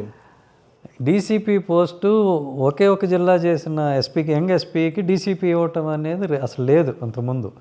2-3 జిల్లాలు చేసిన వాళ్ళకి తప్పించేవాళ్ళు కాదు. ఓకే. బట్ ఇదే సీఎం గారు నాకు ఫస్ట్ టైం ఒక జిల్లా చేసిన వెంటనే 2వ పోస్టింగ్గా డీసీపీకి ఇచ్చారు. ఓకే. బాబు గారు, అదే అంటుంది. చాలామందికి తెలియని విషయం ఏంటంటే, అంటే on camera I don't have any problem to say this, Sunil Kumar గారు ప్రో వైసీపీ అని అనుకునే వాళ్ళకి తెలియని విషయం ఏంటంటే, జగన్మోహన్ రెడ్డి గారు కూడా ఇదే సునీల్ కుమార్ గారిని కొన్ని రోజులు పక్కన పెట్టారు. ఎలా అయితే ఇప్పుడు తెలుగుదేశం పార్టీ ప్రభుత్వం కొన్ని నెలలుగా ఎలా అయితే పక్కన పెట్టారో, అలాగే సేమ్ యాజ్ ఇట్ ఈజ్గా పెట్టారు కదా జగన్మోహన్ రెడ్డి గారు. What is the reason? అదే చెప్పాను కదా, డిఫరెన్స్ ఆఫ్ ఒపీనియన్. కొన్ని విషయాలు ఇంకా చంద్రబాబు నాయుడు గారు అరెస్ట్ ఇట్లాంటి విషయాలు కొన్ని చంద్రబాబు నాయుడు గారి అరెస్ట్ మీరు ఒప్పుకోలే. ఇది ఖచ్చితంగా బ్యాక్లాష్ వస్తుందని చెప్పని మీరు చెప్పారా? చెప్పడం జరిగింది, చెప్పారు, ఎక్స్ప్రెస్ చేశాను. ఎందుకంటే రియాలిటీ కూడా అదే జరిగింది. ఆయన అరెస్ట్ అనేది జగన్మోహన్ రెడ్డి అన్నెసెసరీ అనే న్యూట్రల్, ఇప్పుడు మాలాంటి న్యూట్రల్ పర్సన్స్ కూడా అరే ఇది అన్నెసెసరీగా జరిగిందే అనే ఒక థాట్ వచ్చింది. అవసరమా పొలిటికల్ వెండేట ఈ ఇంజన్స్ దీన్ని ఇప్పుడు ఓపెన్ చేస్తున్నారు, అగైన్ ఇది మళ్ళీ ఎటు వెళ్తుందో అనే ఒక క్వశ్చన్. మీరు చెప్పింది కరెక్ట్, అది డెఫినెట్లీ. సో ఇలాంటి డిఫరెన్స్ ఆఫ్ ఒపీనియన్స్ వల్లనే దే యాజ్ యూ టు. అది కూడా నేను అనుకునేది ఏంటంటే, నేను చూసినంత వరకు నా opinion, my observation, Jaganmohan Reddy గారికి పెరిసే ఈ ఆలోచనలు ఉండవు. అంటే ఏ వెంకటేశ్వరరావు గారిని హెరాస్ చేయటం కానీ ఆయనకి స్వతహాగా ఉన్నట్టుగా నాకు ఎప్పుడు అనిపించలేదు.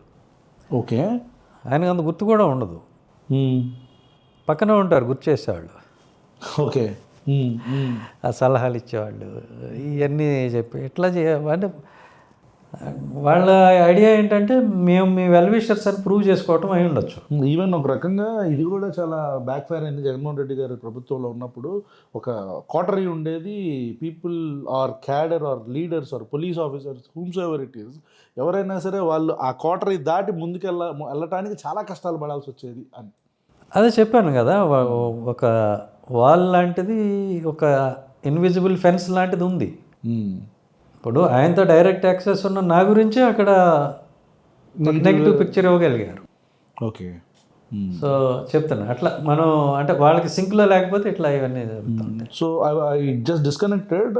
సో ఇదే సునీల్ కుమార్ గారు వైసీపీ ప్రో అని ఎవరైతే అనుకున్నారో వాళ్ళకి తెలియాల్సిన విషయం ఇది, దట్ ఈవెన్ జగన్మోహన్ రెడ్డి గారు కూడా అంటే what I'm trying to tell is any police officer or any officer who is serving for a government, ప్రభుత్వానికి పనిచేస్తున్న వ్యక్తులు వాళ్ళు మోస్ట్లీ న్యూట్రల్గానే ఉండటానికి ప్రయత్నిస్తారు, unless until they have any political vendetta. ఇప్పుడు అదే చెప్పట్లేదా, ఏబి వెంకటేశ్వరరావు గారి మీద కూడా ఆయనకి మేబీ ఉండకపోవచ్చు, ఈ సైడ్ ఉండొచ్చు. I'm not taking side of YSR Congress party, I'm not taking side of Telugudesam party. This is what is happened. ఎదురున్న వ్యక్తిని జగన్మోహన్ రెడ్డి గారు పక్కన పెట్టారు. మరి ఈయన జగన్మోహన్ రెడ్డి గారి తరపు మనిషి ఎలా అవుతారు? ఈయనని చంద్రబాబు నాయుడు గారికి పక్కన పెట్టారు. మరి లోకేష్ అండ్ చంద్రబాబు నాయుడు గారికి ఈయన క్లోజ్ అనుకునే వాళ్ళకి మరి ఇప్పుడు ఈయన తెలుగుదేశం పార్టీ వ్యక్తి ఎలా అవుతారు? So understand. అందుకే నేను చెప్పింది, police department are vulnerable, soft targets, very soft targets. Right, now getting into the the issue that is revolving around you, Sunil garu, Raghuramakrishnaraju గారి కేసు. దీని గురించి మీరు చాలా ఇంటర్వ్యూల్లో చెప్పారు, నేను చూశాను. ఒకే ఒక క్వశ్చన్, కస్టోడియల్ టార్చర్ జరిగిందా జరగలేదా అనేది పక్కన పెట్టండి, అసలు ఏం జరిగింది? నాకు తెలిసి అసలు ఏం జరగలేదండి. అసలు ఏం జరగలేదు. జరిగింది ఏంటంటే, నేను ఇంతకుముందు కూడా చెప్పాను, బెయిల్ కోసం కామన్ జనరల్గా చేసేటువంటి ప్రయత్నం ఇది. ఆరోగ్యం బాగాలేదనో అదొక గ్రౌండ్, అదే కొట్టారు దీనివల్ల నాకు బాగాలేదనో బెయిల్ తెచ్చుకోవటానికి. ఎందుకంటే ఆయన్ని అరెస్ట్ చేసిన వెంటనే ఒక కార్డియాలజిస్టు ఆయన ఎగ్జామిన్ చేయటం జరిగింది. మర్నాడు ఉదయం అరెస్ట్ చేసినామంటే మెడికల్ టెస్టులు చేయించడం జరిగింది. మర్నాడు ఉదయం కూడా ఆయన్ని ఒక సింగిల్ డాక్టర్ వచ్చి ఎగ్జామిన్ చేయడం జరిగింది. అంటే రాత్రి ఈ సంఘటన జరిగిందని ఆయన క్లెయిమ్ చేస్తారు. బట్ నెక్స్ట్ డే మార్నింగ్ ఒక సింగిల్ డాక్టర్ ఎగ్జామినేషన్ చేశారు. నాకు తెలిసి ఆ రిపోర్ట్ కూడా ఉంది. దానిలో కూడా ఆయన ఏం చెప్పలే, ఎక్స్ప్రెస్ చేయలే. ఏ రోజైతే జరిగిందని చెప్తున్నారో ఆ తర్వాత రోజు ఎక్స్ప్రెస్ చేయలేదన్న. మేజిస్ట్రేట్ గారి దగ్గరికి వెళ్ళబోయే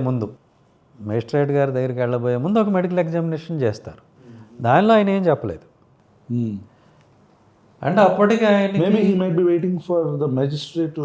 అప్పటికి ఆయనకి బెయిల్ రిజెక్ట్ అయిందనే విషయం తెలియదు. హైకోర్టులో బెయిల్ రిజెక్ట్ అయింది. ఓకే, సో మీ లాజిక్ ఇట్లా మాట్లాడుతున్నారు మీరు ఏంటంటే, ఆయనకి బెయిల్ అనేది రిజెక్ట్ అయిందని తెలియదు కాబట్టి ఏం కంప్లైంట్ చేయాలి. He didn't complaint. ఓకే, అక్కడి నుంచి కోర్టుకు వచ్చేసరికి తెలిసింది ఆయనకి బెయిల్ రిజెక్ట్ అయిందనే విషయం. దెన్ ఆ మేజిస్ట్రేట్ గారి దగ్గరికి వెళ్ళటమే ఈయన ఇది మొదలుపెట్టారు. నన్ను కొట్టారు, నాకు దెబ్బలు ఉన్నాయి, అది ఇది అని మొదలుపెట్టారు. మేజిస్ట్రేట్ గారు ఏం చేస్తారు, ఇప్పుడు వాళ్ళు ఏం చెప్తే అది రాసుకోవాలి. రాసి okay referring to medical examination అన్నారు. ఈమె వాళ్ళు చెప్పిన మెడికల్ ఎగ్జామినేషను చేయించేలోగా హైకోర్టు నుంచి వీళ్ళు మళ్ళీ ఇంకొక ఆర్డర్ పట్టుకొచ్చారు. ఈయన్ని కస్టోడియల్ టార్చర్ చేశారు, దీని మీద ఎంక్వైరీ కావాలి, మెడికల్ ఎగ్జామినేషన్ కావాలని వీళ్ళే వెళ్ళి తెచ్చుకున్నారు ఆర్డర్. ఓకే, మరి ఈ అంతకుముందు వచ్చిన మెడికల్ ఎగ్జామినేషన్ చేయండి అని చెప్పింది ఏంటి? మరి మేజిస్ట్రేట్ గారు చెప్పారు. మేజిస్ట్రేట్ గారు చెప్పారు. ఓకే, డిస్ట్రిక్ట్ మేజిస్ట్రేట్ గారు చెప్పారు. సో ఆవిడకన్నా పైకోర్టు కదా హైకోర్టు. సో వీళ్ళు హైకోర్టుకి వెళ్ళి ఒక ఆర్డర్ తెచ్చుకున్నారు ఈలోగా. అంటే ఈవిడ చేస్తుందో చేయదో అని మరి ఏంటో తెలీదు. అక్కడి నుంచి ఒక ఆర్డర్ తెచ్చుకున్నారు. సో హైకోర్టు ఏం చేసిందంటే డైరెక్ట్గా కలెక్టర్కి ఈ మెడికల్ సూపరింటెండెంట్కి డైరెక్ట్గా ఆర్డర్స్ ఇచ్చారు. ఇలాంటి ఎక్స్పర్ట్స్ ఉండాలి, ఒక ప్యానల్ ఆఫ్ ఎక్స్పర్ట్స్ని సజెస్ట్ చేస్తూ ఈ ఎక్స్పర్ట్స్ తోటి ప్యానల్ పెట్టి ఎగ్జామినేషన్ చేసి సీల్డ్ కవర్లో మాకు రిపోర్ట్ పంపండి అని. అది జరిగింది. సో సీల్డ్ కవర్లో పోయింది. దాంట్లో ఏం రాశారంటే ఎవరికి తెలియదు. పోయిన తర్వాత హైకోర్టు చూసుకున్నారు, దీనిలో యాక్షన్ తీసుకోవాల్సింది ఏమీ లేదని వదిలేస్తారు, పక్కన పెట్టేశారు. దానిలో they did not find anything. So ఇక్కడ ఇంత ఈ మెడికల్ ఎగ్జామినేషన్ జరిగిన తర్వాత కూడా జిల్లా జడ్జి గారు ఈయనకి బెయిల్ ఇవ్వాల. మెడికల్ ఎగ్జామినేషన్కి రిఫర్ చేశారు కానీ బెయిల్ ఇవ్వలేదు. హైకోర్టు బెయిల్ రిజెక్ట్ చేసింది, జిల్లా జడ్జి గారు బెయిల్ రిజెక్ట్ చేశారు. సో దెన్ ఆయన గుంటూరు జనరల్ హాస్పిటల్కి ఈ జైలుకి తీసుకెళ్ళడం జరిగింది, జిల్లా కారాగారానికి. అక్కడ డాక్టర్ అగైన్ ఎగ్జామిన్ చేశారు. ఆయన ఏమి లేవని చెప్పాడు. నువ్వు గాయాలను ఏం రాయంటాడు ఆయన. ఎవరు? రఘురామకృష్ణరాజు గారు. ఓకే, ఎవరు మన జైల్లో డాక్టర్ని. లేదని నేను ఎట్లా రాస్తానని ఆయన రాయలా. సో ఇదంతా జరిగింది. సో ఇంకో విషయం తెలుసు, ఇది ఇట్లా మీరు ఉన్నారు అప్పుడు? నేను ఉండను, నేను ఇది విన్నదే. ఓకే, ఇలా చేశారు, ఇలా జైల్లో ఇలా జరిగిందని ఎస్కార్ట్ వెళ్ళిన వాళ్ళు ఉంటారు కదా, వాళ్ళు ఎవరో చెప్పింది, వాళ్ళు ఎవరో ఆఫీసర్స్కి చెప్తే ఆఫీసర్స్ నాకు చెప్పింది. నేను ఇంకోటి ఏం చెప్తారంటే డాక్టర్స్ చెప్పారు రాశారు అంటారు. ఇక్కడ అర్థం చేసుకోవాల్సింది ఏంటంటే మీరు డాక్టర్ దగ్గరికి వెళ్ళినప్పుడు మీరు చూడండి, ఫస్ట్ కేస్ షీట్ అని రాస్తారు. కేస్ షీట్ రాసినప్పుడు మీరు ఏం చెప్తే అది రాస్తారు. అవును, కరెక్ట్. మరి వెళ్ళి నాకు హార్ట్ అటాక్ వచ్చిందంటే నాకు 4 వాల్వ్స్ బ్లాక్ అయినాయి కాకుండా ఫస్ట్ పేషెంట్ యొక్క తీసుకుంటారు. సో 4 వాల్వ్స్ బ్లాక్డ్ అని రాస్తాడు. మీరు చెప్పింది రాసుకుంటాడు. దట్ డజంట్ మీన్ మీ 4 వాల్వ్స్ బ్లాక్ అయినాయి అని కాదు, హార్ట్ అటాక్ అని కాదు. మీరు చెప్పారు, ఆయన రాసుకుంటాడు. నాకు హార్ట్ అటాక్ లక్షణాలు ఉన్నాయి, నాకు గుండె కొట్టుకుంటుంది, నాకు చెమటలు పెట్టేస్తున్నాయి, నాకు కాళ్ళు చేతులు లాగుతున్నాయి అని చెప్పి అన్నీ రాసుకుంటాడు. తర్వాత ఎగ్జామిన్ చేస్తాడు, అది ఒట్టి గ్యాస్ అని తేలుతుంది. అది మీరు గ్యాస్ట్రిక్ ట్రబుల్ అండి అని చెప్పి దానికి సంబంధించిన మందులు రాసి పంపిస్తాడు. ఈయనేమంటారు, ఆ కేస్ షీట్ చూపించి ఇదిగో ఇవన్నీ డాక్టర్లు రాశారంట. డాక్టర్లు రాసేది కేస్ షీట్ కాదు, హైకోర్టుకి పంపిన మెడికల్ రిపోర్ట్ ఏమవుతుందో అది. సో ఇట్లా కన్ఫ్యూజ్ చేస్తూ ఉన్నాడు ఆయన. అందుకే నేను యాజ్ ఆఫీసర్ని మాట్లాడకూడదు కాబట్టి నేను 5 ఏళ్ళ నుంచి 4 ఏళ్ళ పైన అయిపోయింది, ఇది 5th ఇయర్. 5 ఏళ్ళ నుంచి నేనేం మాట్లాడలా. కాకపోతే ఇంకా ఒకే వెర్షన్ వెళ్తూ ఉంటే జనమందరూ అదే నమ్మే పరిస్థితి వచ్చింది. సో దాన్ని చూపించి ఆయన బెయిల్ తెచ్చుకున్నారు. I have a question. మీరు కంప్లీట్ అయితే యా చెప్పండి. నా క్వశ్చన్ ఏంటంటే, నేను అప్పుడు ఆ కేసు ఫాలో అయినప్పుడు నేను ఇట్లనే ఆయన్ని మళ్ళీ మిలిటరీ హాస్పిటల్కి రిఫర్ చేయటం అనేది కూడా జరిగింది. సో మిలిటరీ హాస్పిటల్ రిఫర్ చేస్తే మిలిటరీ హాస్పిటల్లో ఒక 2 విషయాలు నేను చూశాను, అంటే ఆ రిపోర్ట్లో. ఒకటి బ్రూజెస్ అండ్ 2 వచ్చేసి I think hair line fracture something. So ఈ 2 కూడా నా opinion, correct me if I'm wrong, bruises అనేవి ఈ రిపోర్ట్ మీద మీ అభిప్రాయం చెప్పండి ఫస్ట్, ఆ తర్వాత I will go for a question. No that is what I have seen. So ఈ bruises and hairline fracture అనేది ఉండటానికి కారణం ఏంటంటారు? ఫస్ట్ ఆఫ్ ఆల్ నేను డాక్టర్ని కాదు, నేను ఎక్స్ప్లెయిన్ చేయలేను, కానీ మీ ఒపీనియన్ చెప్పండి. నా ఒపీనియన్ చెప్పండి. ఆయన పట్ల మా బాధ్యత ఎంతవరకు? మీ కస్టడీలో ఉన్నంతవరకు. Right, correct. మా కస్టడీ నుంచి జిల్లా జైలుకి వెళ్ళిపోయిన తర్వాత మాకు సంబంధం లేదు. ఓకే. ఆ తర్వాత ఏ ఎగ్జామినేషన్ జరిగినా కూడా మా కస్టడీలోంచి వెళ్ళిన వెంటనే, అంటే మా కస్టడీలోంచి రిలీజ్ అవడానికి ముందు ఏ ఎగ్జామినేషన్ జరిగినా మెడికల్ ఎగ్జామినేషను దానికి సంబంధించిన బాధ్యత మాదవుతుంది. కానీ ఆయన మా దగ్గర నుంచి వెళ్ళిపోయిన 3 రోజుల తర్వాత, వారం తర్వాత, సంవత్సరం తర్వాత ఆయనకి ఇవన్నీ ఎందుకు జరిగినాయి అంటే మేము ఎలా చెబుతాం? మీ కస్టడీలో నుంచి వెళ్ళిన ఎన్నో day medical report? Third day or fourth day Secunderabad military హాస్పిటల్లో. Military. Okay, so so as per your thought మీ కస్టడీలో ఉన్నప్పుడైతే అది జరగలేదని మీరు అంటారు, అంతేనా? ఆ మెడికల్ ఎగ్జామినేషన్ గురించి మేము కామెంట్ చేయక్కర్లేదు అంటున్నాను నేను. అంటే మేము ఎక్స్ప్లెయిన్ చేయక్కర్లా. ఎందుకని అంటే మా కస్టడీలోంచి వెళ్ళిపోయి ఆయన జిల్లా జైల్లో ఉన్నాడు ఒక రోజంతా. తర్వాత తన సొంత వెహికల్లో మిలిటరీ హాస్పిటల్కి వెళ్ళాడు ఆయన, గవర్నమెంట్ వెహికల్ వెళ్ళా. ఆ వెహికల్లో వెళ్ళే క్రమంలో ఏమైనా చేసుకుని ఉండొచ్చుగా, to prove the we're wrong. ఒకటి హెయిర్ లైన్ ఫ్రాక్చర్ ఎట్లా వస్తుంది? అలా బ్రహ్మాండంగా వస్తుందండి. మీరు చెప్తున్న వర్షన్ కరెక్టా కాదా అనే దానికి నేను అలా. ఓకే, నేను చెప్తాను మీకు. ఎయిర్ లైన్ ఫ్రాక్చర్ కావాలి అని అంటే మీకు ఎవరు కొట్టక్కర్లేదు. ఓకే, కొడితే ఎయిర్ లైన్ ఫ్రాక్చర్ కాదు, క్లియర్ ఫ్రాక్చర్ ఉంటుంది. కొట్టడం వల్ల గాయం అయితే, ఫ్రాక్చర్ అయితే వైడ్ ఓపెన్ ఫ్రాక్చర్ ఉంటుంది, బ్రేక్ ఉంటుంది. ఎయిర్ లైన్ ఫ్రాక్చర్ అనేది స్ట్రెస్ ఫ్యాక్టర్ అంటారు. అంటే ఆ పర్టికులర్ బోన్ వీక్గా ఉండి కాల్షియం కంటెంట్ తక్కువ ఉన్నప్పుడు దాని మీద ప్రెషర్ పడి కూడా రావచ్చు. నేను డాక్టర్ని కాదు, బట్ నాకు తెలుసు. సో స్ట్రెస్ ఫ్రాక్చర్స్ అంటారు. మీరు వికీపీడియాలో దీంట్లో కొట్టిన వస్తుంది, మీకు చాట్ జీపీటీలో కొట్టిన వస్తుంది. సో స్ట్రెస్ ఫ్యాక్టర్ వల్ల రావచ్చు. స్ట్రెస్ ఫ్రాక్చర్స్ అనేవి కామన్ ఆ ఏజ్లో. Okay, right. Then whether something is a bruise or appearing like a bruise you cannot determine. అంటే మెడికల్ ఎగ్జామినేషన్ బ్రూజ్ అని చెప్పారు కదా, నేను చూడలేదు ఆ రిపోర్టు, నేను చెప్పలేను. But bruise can be caused by anything. మీరు ఎట్లా గట్టిగా అదిం పట్టుకున్న, ఆయన బ్లడ్ థిన్నర్స్ వాడుతున్నారు as a cardiac patient. Blood thinner వాడినప్పుడు ఈజీగా బ్రూజ్ అవుతుంది. మీరు కాలు ఇట్లా దన్నినా బ్రూజ్ వస్తుంది. It appears like a bruise. And yeah, correct. So దాన్ని బ్రూజ్ అని మీరు మిస్టేక్గా ఐడెంటిఫై చేయొచ్చు కదా. It appears like a bruise. So bruise లాగా ఉందని రాసి ఉండొచ్చు, బ్రూజ్ అయి ఉండొచ్చు, అవ్వకపోయి ఉండొచ్చు. నేను చూడలేదు కాబట్టి చెప్పలేను. బట్ అట్లా బ్రూజ్ అవటానికి కూడా ఆస్కారం ఉంది. రెండవది, మీకు అది ఇన్సఫిషియంట్ ఎవిడెన్స్. ఎందుకు చెప్తున్నానంటే మీకు ఏజ్ ఆఫ్ ద వూండ్ ఉందా? Bruise is not a wound, right? అంటే తగిలి ఎన్ని రోజులైంది అనే ఏజ్ అనేది ఉందా ఆ రిపోర్ట్లో అనేది మీరు అడుగుతున్నారా? లేదు కదా. లేదు, ఏజ్ ఆఫ్ ద వూండ్ లేదు. అది వూండ్ కాదు, బ్రూజ్ ఓన్లీ. బ్రూజ్ అంటే సూపర్ఫిషియల్ అండి. కరెక్ట్ కరెక్ట్, అవును. బ్రూజ్ అంటే మీరు గట్టిగా కొడితే బ్రూజ్ అవ్వదు. అవును, గట్టిగా కొడితే బ్రూజ్ కాదు. కాలు ఇలా మామూలుగా తన్ని పట్టుకుంటేనో స్ట్రెస్ ఉంటేనో బ్రూజ్ అవుతుంది. కానీ కొడితే వచ్చేది బ్రూజ్ కాదు, కొడితే ఇంజరీ ఉంటుంది. So there is a difference between bruise and injury. And injury అయినప్పుడు వాళ్ళు రాస్తారు, is it because of a blunt object or anything అనేది రాస్తారు. అదే ఒకవేళ 3 days ముందు కొట్టున్నా సరే అది కూడా వాళ్ళు డీటెయిలింగ్ రాస్తారు. మరి ఏం రాయలేదుగా, మీరు చెప్పిన దాని ప్రకారమే నేను చెప్తున్నా. సో అందులో సస్పిషన్ ఏం లేదు. ఓకే, సో ఈ ఫ్యాక్టర్స్ అన్నీ మనకు తెలియదు, కానీ సుప్రీంకోర్టు వాళ్ళకి తెలుసు కదా, జడ్జెస్కి. వాళ్ళు రోజు చూస్తారు.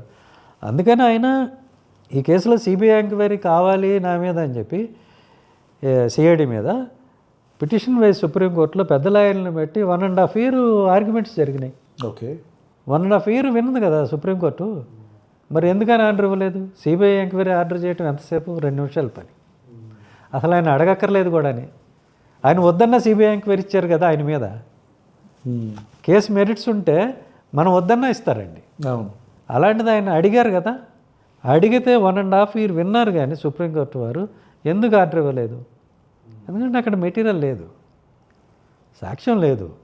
ఈయనేదో ఇప్పుడు ఆయన చెప్పే మసాలా అంతా ఏంటంటే మనం మీడియాలో వార్తలు రాసుకోవటానికి బాగుంటుంది, బ్రహ్మాండంగా ఏది కావాలంటే అది రాసుకోవచ్చు, దానికి బాగుంటుంది. కానీ మసాలా అంటే గుర్తొచ్చింది. I mean are you done? అదే చెప్తున్నా. So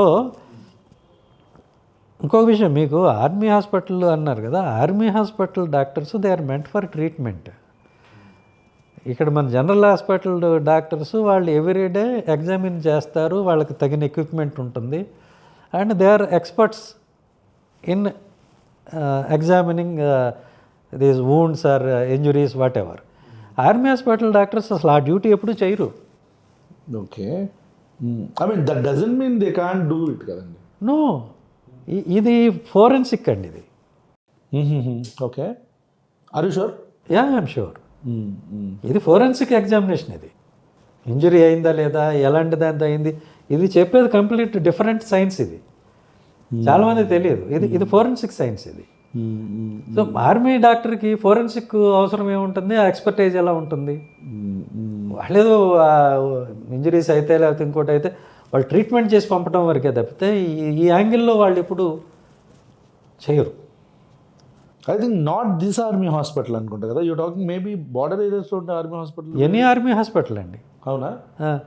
No, No, I'm just, I don't know about no, it. అందుకే నేను I'm asking confirmation. అది చెప్తాను మీకు. ఎనీ గవర్నమెంట్ హాస్పిటల్ మనం ఎవ్రీడే కేసెస్ వస్తాయి వాళ్ళకి. కరెక్ట్. మేజిస్ట్రేట్స్ రిఫర్ చేసో మేము పంపించో వూండ్ సర్టిఫికేట్ అనేది వాళ్ళకి కామన్. కరెక్ట్. సో ఎవ్రీడే అదే పనిలో ఉంటారు కాబట్టి వాళ్ళు చెప్పగలుగుతారు. ఆర్మీ హాస్పిటల్ డాక్టర్ ఎప్పుడు కూడా వూండ్ సర్టిఫికేట్లో ఇవ్వడు, ట్రీట్ చేస్తారు అంతే. మరి ఇప్పుడు రెగ్యులర్గా ఉండే ఇప్పుడు ఏఓసి ప్రాంతాల్లో ఇక్కడ ఉన్న పిల్లలు ఏమన్నా దెబ్బలు తగిలినప్పుడు ఆర్మీ పిల్లలు వాళ్ళు వెళ్తారు కదా. అవును, ట్రీట్ చేస్తారు. ట్రీట్మెంట్ ఫోరెన్సిక్ సంబంధించి ట్రీట్మెంట్ వేరు, అర్థమైంది. I got it. ఇన్వెస్టిగేషన్ వేరు. That's what. ఇవన్నీ సుప్రీంకోర్టుకి తెలుసు కాబట్టి వాళ్ళు పట్టించుకోలేదు.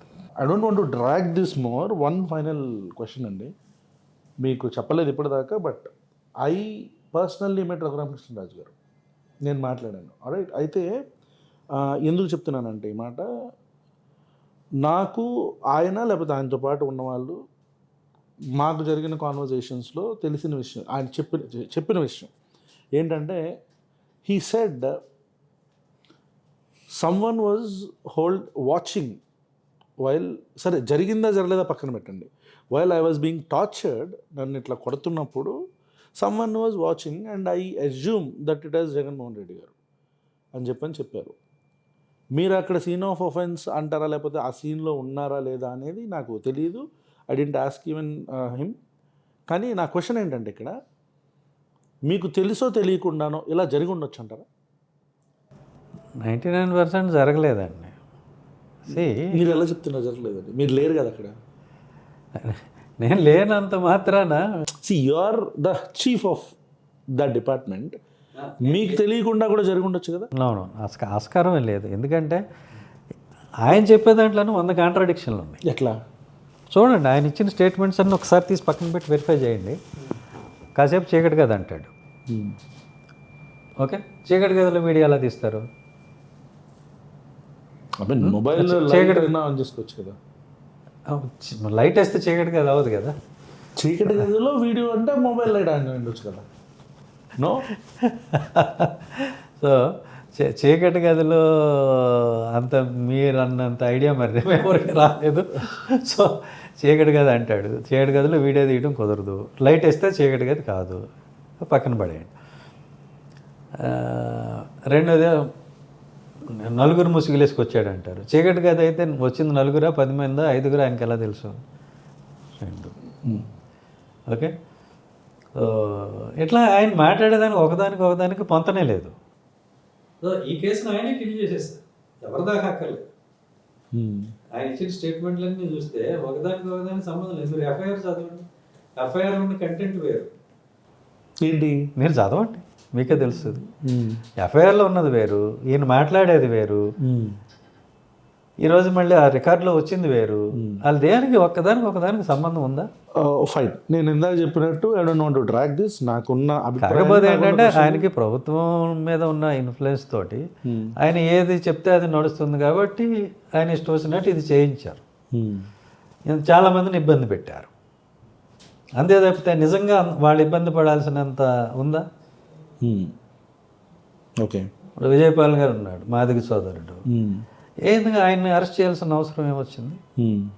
ఆయన రిటైర్ అయిపోయి ఎక్కడో ఉన్న వ్యక్తిని ఆయన ఏమి సాక్ష్యాలు తారుమారు చేసేస్తాడని ఆయన్ని అరెస్ట్ చేయాలి చెప్పండి? అరెస్ట్ చేయడానికి రీజన్ అదే కదా, సాక్ష్యాలు తారుమారు చేస్తాడు. రిటైర్ అయిపోయి ఎక్కడో ఉన్న వ్యక్తి ఆయన ఏం చేస్తాడండి? ఈయన సాటిస్ఫాక్షన్ కోసమే కదా అదంతా జరిగింది. ఇప్పుడు రఘురామకృష్ణరాజు గారి సాటిస్ఫాక్షన్ కోసమే కదా జరిగింది. డాక్టర్ ప్రభావతి గారు పాపం ఆవిడ రిటైర్ అయిపోయింది, కాపు సోదరి. ఆవిడ ఎక్కడో కూర్చుని ఉంటే ఆవిడని అరెస్ట్ చేయడానికి పోతే ఆవిడ పోయి సుప్రీంకోర్టులో బెయిల్ తెచ్చుకుంది. ఎందుకు అంత అవసరం ఏంటి? ఏముందని ఆవిడ చేసిందా? ఆవిడ ఏమన్నా తప్పు చేసిందని ఏమన్నా ఉందా? ఆవిడ డ్యూటీ ఆవిడ చేసింది, అది కూడా హైకోర్టు చెబితే చేసింది, ఆవిడ సొంతంగా చేసిందా? ఎట్లా ఎంతమందిని ఇబ్బంది పెడతారు? ఇప్పుడు ఈ అదే దాంట్లో చెప్పబోతున్నా.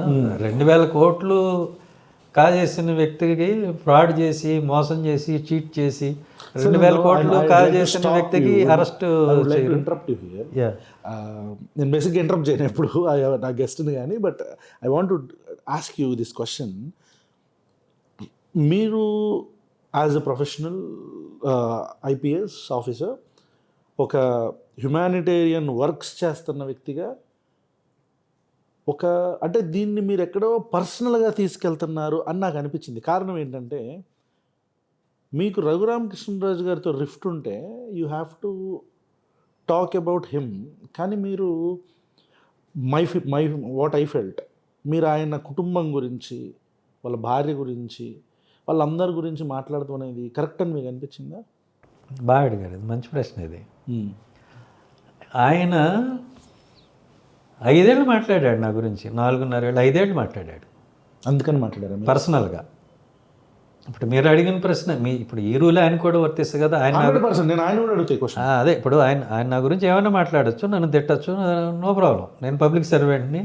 సో ఆయన నా వల్ల ఏదో ఆయనకి జరిగిందని ఆయన ఒక భ్రమలో ఉన్నాడు, లేకపోతే అందరిని భ్రమింపజేస్తున్నాడు నేనేదో చేశానని. మధ్యలో మా పిల్లల గురించి ఎందుకు మాట్లాడాడు? వాళ్ళకి క్వశ్చన్ ఖచ్చితంగా ఆయన్ని. బట్ మీరు వాళ్ళు అంటే ఇప్పుడు నా పిల్లలు ఏమి బ్యాంకులు మోసం చేయాల, వాళ్ళ పేర్లు ఎఫ్ఐఆర్లో లేవు, వాళ్ళకి అన్ని తెలివితేటలు లేవు. వాళ్ళు ఎలాంటి వాళ్ళు అంటే, వాడు అమెరికా వెళ్ళడానికి లోన్ తీసుకుని ఇప్పటికీ కడుతున్నాడు. Same state bank of India, ఇంకా ₹1,00,00,000 పైన అప్పు ఉంది. Same state bank of India అంటే మన రఘురామకృష్ణరాజు గారు, వారి పిల్లలు, ఘనత వహించిన వారి పిల్లలు అందరూ అప్పు తీసుకుని 2,000 కోట్లు ఎగ్గొట్టొచ్చని నిరూపణ చేసి మాట్లాడుతున్నారు. ఆయనలా మాట్లాడుతున్నారు, మామూలుగానే చెప్తున్నా. ఆయన అరెస్ట్ కాకుండా దర్జాగా తిరగచ్చు అని అంత తెలివితేటలు ఆయన పిల్లలకు తెలివితేటలు మా పిల్లలకి లేవు. అందుకే వాళ్ళు కష్టపడి ఎక్కడికో అమెరికా పోయి చదువుకుని అప్పు తీసుకుని మళ్ళీ కష్టపడి పని చేసుకుని అప్పు కట్టి, ఇది వాళ్ళ తెలివితేటల స్థాయి. వాళ్ళ గురించి ఎందుకు మాట్లాడతారు? వాళ్ళు తీసుకున్న అప్పు కట్టే బాపతో, అందువల్ల మీరు లోకు కట్టచ్చు. చూడరా మాలా ఉండాలి మీరు, అప్పు లేకొట్టి దర్జాగా, తెలుగు తొక్క ఎదవలు మీరు అని మా చులకన భావం ఉండటంలో తప్పులేదు. సో జస్ట్ బికాజ్ ఆయన మీ కుటుంబం గురించి మాట్లాడుతున్నారు కాబట్టి యూ స్టార్టెడ్ హిట్టింగ్ బ్యాక్, అంతేనా? అంతే అండి. ఇప్పుడు నా కుటుంబం గురించి మాట్లాడినాక ఆయన ఇంకా ఎక్సెప్షన్ ఎక్కడి నుంచి వచ్చింది? ఆయన మా పిల్లల గురించి మాట్లాడాడు, మా మదర్ గురించి మాట్లాడాడు. ఏమన్నారు? అదే మా మదరు క్రిస్టియన్ అని, ఆవిడ సమాధి ఫోటోలు ఆ గ్రూపుల్లో పెట్టి కామెంట్స్ చేసి, ఎందుకు ఆయన అవి పర్సనల్ కదా? ఏం అవసరం? ఆవిడ చనిపోయి 20 years పైన అవుతుంది. ఏంటి ఆవిడకి ఈ విషయాలకి సంబంధం? అది చేయొచ్చు అవన్నీ? ఏం అవసరం అంట? నేను ఎప్పుడు మాట్లాడలే ఆయన గురించి. నన్ను ఎన్నిసార్లు తిట్టినా, ఎన్ని విమర్శలు చేసినా నేను మాట్లాడలే.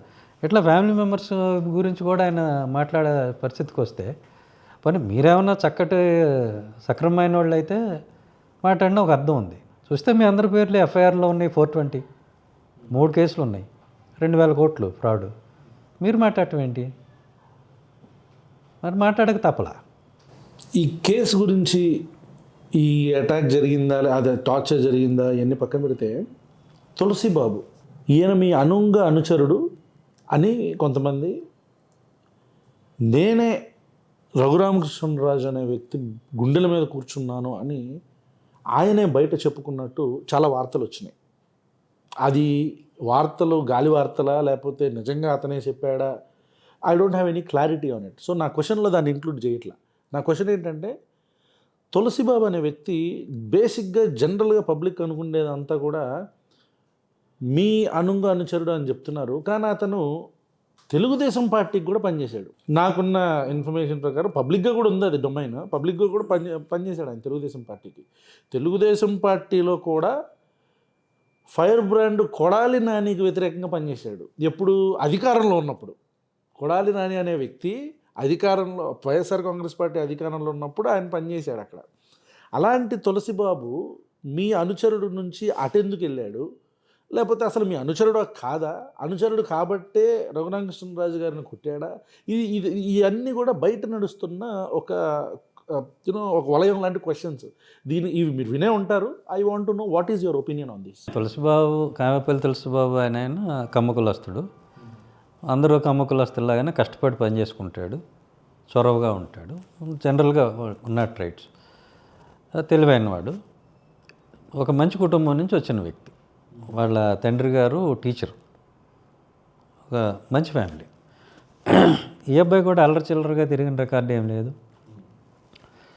పెద్ద తెలివైనవాడు కూడా కాదు. ఈయన కానీ వాళ్ళ నాన్నగారు కానీ బ్యాంకు నుంచి ఒక 100 కోట్లు అప్పు తెచ్చుకున్న అంత తెలివితేటలు కూడా లేవు. ఎగ్గొట్టేంత తెలివితేటలు కూడా లేవు. మామూలు మనిషి.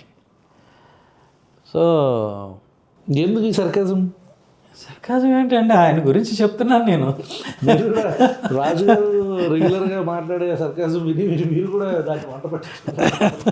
అంటే అతని గురించి తెలియాలి కదా, దానికోసం చెప్తున్నాను. సో అతను సిఐడిలో ఒక కన్సల్టెంట్గా అపాయింట్ చేయటం జరిగింది. అది with in the framework of rules అన్నీ చేశాము. కొంతకాలమే మన దగ్గర పనిచేయటం జరిగింది. అది అయిపోయిన తర్వాత ఇంకా మరి అతను బతుకుదేరు కోసం ఏదో ఒకటి చేసుకోవాలి కదా. చేసుకోవాలన్నప్పుడు నా దగ్గర పని అయిపోయింది, వెళ్ళిపోయాడు అప్పటికే. అంటే ఈ గుడివాడలో పని చేయటానికి ముందే వెళ్ళిపోయాడు. ఆయన 100 పనులు చేసుకుంటూ ఉంటాడు. మధ్యలో కొంతకాలం నాతో అసోసియేట్ అయ్యాడు తప్పితే ఆయన ఏమి మన అనుంగనుచరుడు కాదు, ఇంకోటి కాదు. సో కాకపోతే ఒకటి, అతను కర్టెసీ కోసం చెప్పాడు, ఇలాగ నేను గుడివాడలో కొడాలి నాని గారికి మీద నేను పనిచేస్తున్నాను రాము గారి దగ్గర అని. అంటే మీకేమన్నా ఇబ్బంది అవుతుందేమో నేను ముందే చెప్తున్నాను అన్నట్టుగా నాకు చెప్పాడు. నేను వద్దని నేను చెప్పలే. ఇప్పుడు వద్దని చెప్తే అతనికి లైవ్లీహుడ్ నేను ఇవ్వాలి, నేను ఎట్లా చెప్తాను? సో మంచిది, మీరు పని చేసుకోండి. కాకపోతే కొడాలి నాని అనేది చాలా మంచి పవర్ఫుల్ వ్యక్తి, గవర్నమెంట్ వాళ్ళది, ఇబ్బంది పడతావు చూసుకో అని చెప్పాను. చాలా అగ్రెసివ్గా పనిచేశాడు. ఏది వైసీపీకి గుడివాడ వైసీపీకి అగెనిస్ట్గా, కొడాలి నాని గారికి అగెనిస్ట్గా గుడివాడలో ఉంటూ పనిచేశాడు. అది మామూలు విషయం కాదు. ఇప్పుడు చాలామంది ఏం చెప్తున్నారు, మేము చాలా పోరాటం. ఏంటి పోరాటం? 4 మైకులు పెట్టుకుని రోజు మాట్లాడటం, అది కూడా ఎక్కడో కూర్చుని ఢిల్లీలో. ఓహో, చుట్టూ సెక్యూరిటీ పెట్టుకుని 4 మైకులు పెట్టుకుని రోజు మాట్లాడతాం, దాన్ని పోరాటం అంటున్నారు. అది పోరాటమా? లేకపోతే గుడివాడలో రోడ్ల మీద కొడాలి నాని గారు అధికారంలో, అధికార పార్టీ ఎమ్మెల్యేగా ఉండగా, వైసీపీ అధికారంలో ఉండగా వెళ్ళి కొట్లాడటం, అది పోరాటమా? నాకు తెలియదు. ఎనీవే, సో ఇప్పుడు అందరూ మాట్లాడతారు, వెళ్ళి కొడాలి నాని గారి మీద గుడివాడలో ప్రతివాడు జబ్బలు జరుస్తాడు. ఇప్పుడు కాదు, అప్పుడు మాట్లాడాలి. ఇతని గురించి నాకు ఎంక్వైరీస్ వచ్చినాయి గవర్నమెంట్ నుంచి, తులసిబాబు గురించి, జగన్ గారి హయాంలో. ఇతను ఇలా మీకు తెలిసిన వ్యక్తి అంట కదా, మీ మనిషి అంట కదా, ప్రభుత్వానికి ఎగెనెస్ట్గా పనిచేస్తున్నాడు, వైసీపీ ప్రభుత్వానికి. అది ఇదని అంటే నేను చెప్పి, అతను పని అతను చేసుకుంటాడు. Basically is a consultant and maybe ఆ పార్టీ అభిమానం ఉండొచ్చు, వీళ్ళు పని చేసుకుంటున్నాడు. నేనేం చేస్తాను, నేను పంపిస్తానా అని నేను చెప్పడం జరిగింది. నాకున్న నాలెడ్జ్ ప్రకారం అప్పుడు ఒక టీం కూడా ఇతని మీద పెట్టారు, తులసిబాబు మీద ఇబ్బంది పెట్టాలని చూశారు. ఎవరేంటి అనేది పక్కన పెట్టండి. సో కానీ అతను ఏమి ఇబ్బంది పడలా, అంటే అతను అలాంటి పనులు ఏం చేయలేదు. సో అతను ఇబ్బంది పడలా. అంటే నాకు shocking or surprising whatever it maybe, ఏ పార్టీ కోసం పనిచేసాడో ఆ పార్టీ అధికారంలోకి వచ్చాక తనకు నిజంగా ఎటువంటి సంబంధం లేని కేసులో ఇబ్బంది పడటం అనేది it was the shocking to me. ఆయన ఒక షాడో ఎమ్మెల్యే కింద తయారైపోయాడు అక్కడ గుడివాడలో అంటారు. అవన్నీ నాకు సంబంధం లేదు కదా, షాడో ఎమ్మెల్యేనో లేకపోతే మరొకటి. I mean why I'm trying to pull this point is, ఆయన మీద కూడా ఒక నెగిటివిటీ ఉంది. మేబీ అట్లా అక్కడ లోకల్గా ఉన్న పాలిటిక్స్ వల్ల వాళ్ళు అతని మీద ఈ రూమర్స్ వేసి దీంట్లో ఇబ్బంది పెట్టి ఉండొచ్చు. అది డెఫినెట్గా ఒక పాసిబిలిటీ ఉంది. ఇందులో లాస్ట్ లాఫ్ ఎవరిదంటే కొడాలి నాని గారు నవ్వుకుని ఉంటాడు. నేనేం చేయలేకపోయినా చూడండి, నేను ఓడిపోయినా కూడా ఊరికదండి నేను. No, No offense. అర్థమైంది నాకు. ఎందుకంటే the person who work for the same party was arrested when that opposition came in to power. అవును. పవర్లో సో అది నేను nobody can expect this. అతనికి ఏదో మంచి పోస్ట్ వస్తుంది, మరొకటి వస్తుంది అని అనుకుంటాము. అండ్ హానెస్ట్గా పాపం ఈ కేసులో ఎందుకు చెప్పానంటే ఈయన గురించి ఈ తులసిబాబు అనే వ్యక్తి మీద ఈనాడు ఆంధ్రజ్యోతి కథనాలు రాసినాయి, ఇట్లా దందాలు చేస్తున్నాడేనా అని. మేబీ దానివల్ల ఎవరైనా గ్రడ్జ్ పెట్టుకొని చేయించారో ఏంటో. బట్ ఈ కేసుకి అతనికి ఎలాంటి సంబంధం లేదు. ఎలాంటి సంబంధం. ఆయన ఏదో ఇబ్బంది పెట్టారని కూడా తెలిసింది. ఎవరు పోలీసులు? ఎవరు పోలీసులు అంటే కస్టడీలో వెళ్ళలేదా? నాకు తెలిసి అట్లా ఏం లేదు. ఉన్నది ఉన్నట్టు మాట్లాడాలి. అతన్ని ఇబ్బంది పెట్టారని నేను అనుకోను. బట్ ఏ పేర్లు చెప్పమని ప్రెజర్ చేశారు అంటే, ఇబ్బంది పెట్టడం అంటే ప్రెజర్ చేశారని విన్నా నేను. బట్ నాకు తెలియదు. అంటే మీ పేరు చెప్పమని ఇట్లా ఆ పేరు చెప్పమను, ఇంకొక పేరు చెప్పమను నాకు తెలియదు. బట్ ఏదో సంథింగ్ లైక్ దట్. ప్రెజర్ అయితే చేశారనేది నాకు కూడా. ప్రెషర్ చేశారనేది విన్నా. కానీ అతను లేనిది ఎందుకు చెప్తాడు? సో ఇప్పుడు ఒకటి ఆలోచించండి మీరు, అతనికి ఏం సంబంధం ఈ కేసుతోటి? పైగా మీకు ఇండియన్ ఎవిడెన్స్ యాక్ట్ సెక్షన్ 60 క్లియర్గా చెప్తుంది, hearsay evidence is not admissible అని. ఓకే, హియర్సే ఎవిడెన్స్ అంటే హియర్సే ఎవిడెన్స్ అంటే ఏంటి? ఇప్పుడు ఆయన మీద పెట్టింది అదే. ఇప్పుడు తులసిబాబు అని ఆయన మీద పెట్టిన ఎవిడెన్స్ ఏంటి? ఆయన చెప్పాడంటే ఎవరితోనో, నేను రఘురామకృష్ణరాజు గారిని కొట్టాను, నిజంగా కొట్టినవాడు ఎవడన్నా చెప్పుకుంటాడా? ఓకే, చెప్పాడు అనుకుందాం. అలా 10 మంది చెప్పుకుంటారు గొప్ప కోసం. అంటే 10 మంది కొట్టినట్టేనా? అయినా మీరు ఎట్లా నమ్ముతారు దాన్ని? ఎవిడెన్స్ ఏంటనేది మీ క్వశ్చన్. అది చట్టమే చెబుతుంది. హియర్సే ఎవిడెన్స్ ఎందుకు అడ్మిసిబుల్ కాదు అని అంటే, కళ్ళతో చూసితే తప్ప సాక్ష్యం చెల్లదు. ఓరల్ ఎవిడెన్స్ అనేది డైరెక్ట్ విట్నెస్ అయితే తప్ప చెల్లదు. వాడేదో ఎల్లయ్య పుల్లయ్య మల్లయ్య దగ్గర మాట్లాడాడు అంటే అవన్నీ సోదు కబుర్లు. పైగా ఇతని మీద సాక్ష్యం ఎవరైతే చెప్పారో అది నాకు తర్వాత తెలిసింది, వాళ్ళకి ఇతనికి విలేజ్లో ఏవో గొడవలు ఉన్నాయి. ఓకే, వీళ్ళ బాబాయ్ ఎవరో సంబడి ఎలక్షన్లో కంటెస్ట్ చేశాడు, వాళ్ళు రైవల్ అంటారా మీరు? నెక్సెస్ అంటారా? అంతే కదా. ఇప్పుడు అలా కాదు, నేను చెప్పేది ఏంటంటే మీరు వెరిఫై చేసుకోవాలి కదా. ఇప్పుడు ఒకళ్ళ సాక్ష్యాన్ని మీరు పరిగణనలోకి తీసుకునే ముందు వీళ్ళిద్దరు రిలేషన్స్ ఏంటి? ఇప్పుడు వీళ్ళు ఫ్రెండ్స్ అనుకోండి, చెప్పాడంటే అర్థం ఉంది. పోయి శత్రువుతో చెప్తాడండి ఎవడైనా? శత్రువుతో నేను ఎలా కొట్టాను ఇలా కొట్టాను చెప్పుకుంటాడా? వాళ్ళిద్దరికి రిఫ్ట్ ఉందని నాకు తర్వాత తెలిసింది. Okay, first of all hearsay ఎవిడెన్సే అడ్మిసిబుల్ కాదు, ఈ బ్యాక్గ్రౌండ్ చెక్ కూడా చేసుకోవాలి కదా. సో ఈ హియర్స్ ఎవిడెన్స్ ఎవరైతే అంటే ఇదంతా ఏంటంటే అండి, రాజుగారిని ప్లీజ్ చేయడం కోసం జరిగినటువంటి విషయాలు. ఇంతమంది ఇబ్బంది పడుతున్నారు. నేను గవర్నమెంట్ తప్పు పట్టడం లేదు, గవర్నమెంట్ అని తప్పుదారి పెట్టించారు. నేను ఒక 2 పేర్లు చెప్తాను సునీల్ గారు. ఎక్స్-SBCI రాఘవేంద్ర, CCSCI సుధాకర్. వీళ్ళ గురించి నేను క్వశ్చన్ అడగనా మీరే చెప్తారా? వీళ్ళు ఇన్వెస్టిగేషన్లో ఇన్వాల్వ్ అయి ఉన్నారు. అదే మీరే క్వశ్చన్ ఏంటంటే ఇదే వీళ్ళు చాలామందిని ఇబ్బంది పెట్టారు అది ఇది అని. ఎగ్జాక్ట్లీ, నేను విన్నా అట్లా ఎలిగేషన్స్ అయితే. అంటే ఎలిగేషన్ బయట వస్తున్నది వీళ్ళు ఇబ్బంది పెట్టారు అని. ఇప్పుడు సునీల్ కుమార్ గారి తరపు వాదన వినిపించే వాళ్ళందరూ కూడా ఏమంటారంటే, వీళ్ళిద్దరూ కూడా రాఘవేంద్ర సుధాకర్ వీళ్ళిద్దరూ కూడా సాక్షుల్ని ఇబ్బంది పెడుతున్నారు, లేకపోతే చెప్పండి కంపల్సరీ ఈయన పేరు అని చెప్పని ఇలా ఇబ్బంది పెడుతున్నారని ఒక వర్షన్ అయితే, ఇంకో వర్షన్ ఏంటంటే వీళ్ళని కావాలని ఇరికిస్తున్నారని ఒక వర్షన్ ఉంటుంది. మీ ఒపీనియన్ ఏంటి దీని మీద, ఈ వాదన మీద? అప్పుడు కావాలని ఇరికించడం ఏమి లేదు. ఒకటి వాళ్ళు ఇన్వెస్టిగేటింగ్ ఆఫీసర్స్ కాబట్టి వీళ్ళు అంటున్నారు అనేది చెప్తున్నారు. ఇన్వెస్టిగేషన్లో చాలామంది ఉన్నారు, వీళ్ళిద్దరే కాదు, అందరి మీద ఏం రాలేదు కదా. అది కూడా మనం ఆలోచించాలి. బట్ ఎనీవే, ఇప్పుడు ఇది టైం కాదు, నేను టైం వచ్చినప్పుడు మాట్లాడతారా? టైం వచ్చినప్పుడు మనం మాట్లాడదాం. Every action will have some consequences కదా. ఇప్పుడు ఈరోజు మనం తప్పు చేస్తే అది మనల్ని వదిలిపెట్టదు, చట్టపరంగా ఎప్పటికైనా అది మళ్ళీ తిరిగి వస్తుంది.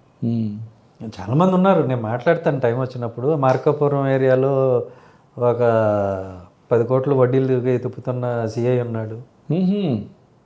10 కోట్ల ఉన్నాడు, నాకు అన్నీ తెలుసు. నేను టైం వచ్చినప్పుడు నేను సాక్ష్యాలతో సహా నేను మీ దగ్గర మాట్లాడతాను, చట్టపరంగా ఎలా ప్రొసీడ్ అవ్వాలో కూడా ప్రొసీడ్ అవుతాం. ఇప్పుడు ఎవరి డ్యూటీ వాళ్ళు చేస్తే ఎవరేమనరండి.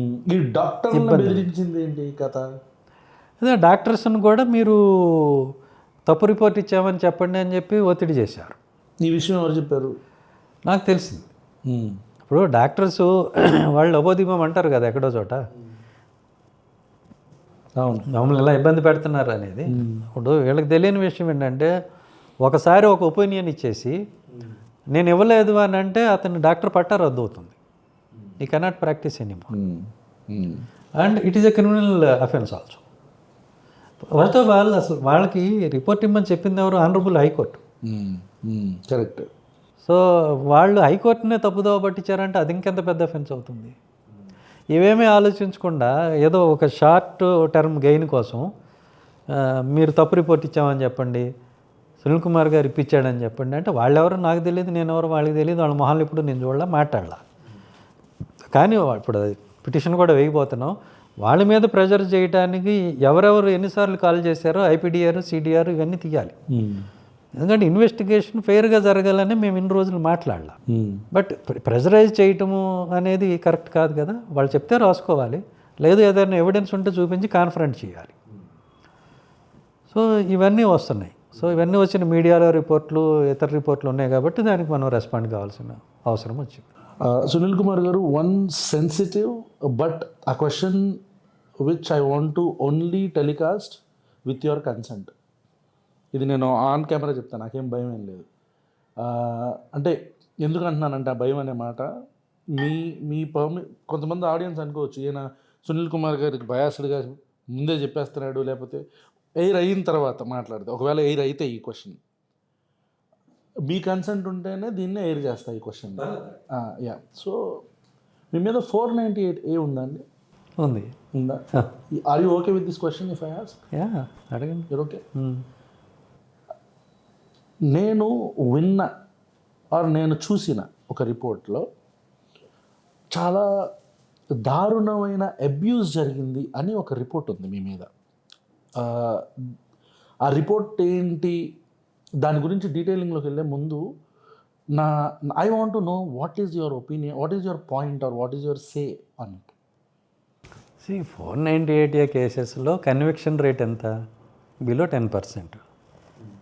That means 90% cases are fake. It is statistically proved. Okay, right, ఉన్నాడు, నేను చెప్తాను. నేను I don't want to blame anyone. Okay, నేను పర్సనల్గా I don't want to blame the lady. ఎందుకంటే ఆవిడ నా గురించి ఎక్కడ నెగిటివ్గా మాట్లాడలేదు, కాబట్టి నేను ఆవిడ గురించి మాట్లాడటం అనేది కరెక్ట్ కాదు. మా లాయర్ ఈ ఇష్యూ వచ్చినప్పుడు ఒక మాట అన్నాడు, మేము చాలా కేసులు చూస్తామండి, ఎక్కడైనా వైఫ్ అండ్ హస్బెండ్ మధ్యన ఒక ఇష్యూ వచ్చినప్పుడు పిల్లలు తల్లి దగ్గర ఉంటారు, తల్లికి సపోర్ట్ చేస్తారు. This is one of the rarest of the rare cases where I have seen. Being a single parent, మీరు 10 years నుంచి వాళ్ళ ఆలనా పాలన మీరే చూసుకుంటున్నారు, మీ దగ్గర ఉన్నారు పిల్లలు. మీ పిల్లలు ఇద్దరు మీతో పాటు ఉంటున్నారు అంటే you are growing. Okay okay, మీ 10 years నుంచి. ఓకే, సో పిల్లలకి నో తెలియాలి కదా అందరికీ. ఇప్పుడు పిల్లలకి తెలుస్తుంది కదా, ఇద్దరు పేరెంట్స్ని మీరు బయట ఉండేవాళ్ళు, మీకు తెలియదు కదా ఎవరు ఎలాంటి వాళ్ళు తెలియదు కదా, పిల్లలకి తెలుస్తుంది కదా. అప్పటికి పిల్లలు ఏజ్ ఎంత? 10 years బ్యాక్ అండి. They are in school, high school, 9th something. 14-15 years ఉంటే పిల్లలు. అంతే. నేను ఎందుకు ఈ క్వశ్చన్ అడగాల్సి వచ్చిందంటే, ఆ రిపోర్ట్ చూసినప్పుడు there were severe allegations in that report. There were severe allegations. మీరు ఛార్జ్ షీట్ కూడా చదవాలి. అవునా? You want to convey anything on that charge sheet? I mean ఏదైనా, ఎందుకంటే అందరికీ ఆ ఛార్జ్ షీట్ అవైలబుల్గా దొరకపోవచ్చు, లేదంటే నేనైతే చూస్తాను. చూడండి, అందులో ఇప్పుడు ఎలిగేషన్ ఎలా ఉంటాయంటే, టర్మ్స్ బాగాలేనప్పుడు 100 ఎలిగేషన్స్ చేస్తారు, దానికి ఎవిడెన్స్ ఉండాలి కదా. సో ఛార్జ్ షీట్ చూడండి, దాంట్లో ఎలాంటి ఎవిడెన్స్ కూడా లేదు, అసలు ఆ ఛార్జెస్ ప్రస్తావనే లేదు. Nobody supported. ఓకే, ఏదైతే అలిగేషన్స్ చేశారో మీ మీద మీ వైఫ్, అవి ఏమి కూడా ఛార్జ్ షీట్లో అప్లై చేయాల? ఏమీ లేవు అందులో, ఈ ఛార్జెస్ ఏమీ లేవు. అండ్ మోర్ ఓవర్ ఆవిడేమీ అసలు కోర్టుకే రావట్లేదు ఈ మధ్యన. వచ్చి నా మీద చెప్పాలి కదా నాకు ఎగనెస్ట్గా, మరి ఎందుకు ఆవిడ చెప్పడంలా. పిల్లలు ఎలా ఉన్నారు? They are doing fine. యూఎస్లో ఉన్నారు ఇద్దరు? యూఎస్లో ఉన్నారు. ఏం చదువుతున్నారు ఇద్దరు?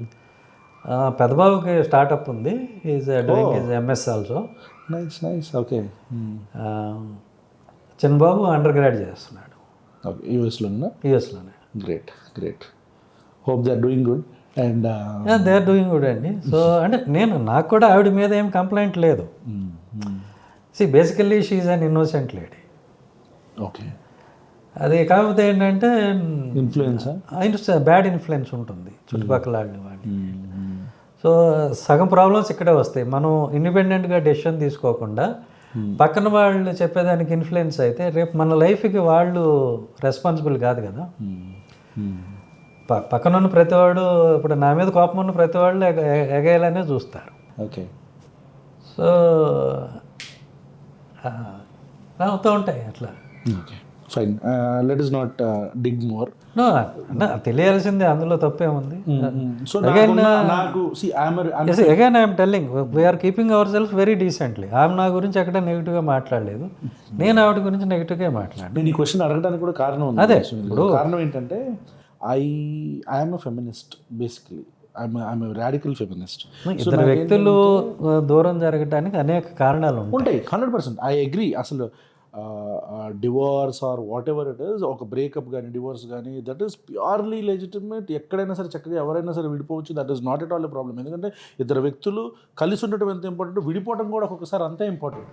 అదే మా లాయర్ గారు అదే మాట అన్నాడు. ఒక మాట ఎలా అంటే, ఎక్కడైనా ఫాదర్ అనేవాడు ఆ పిల్లల్ని వదిలించేసుకుని ఇంకొక మ్యారేజ్ చేసుకోవాలని చూస్తాడు.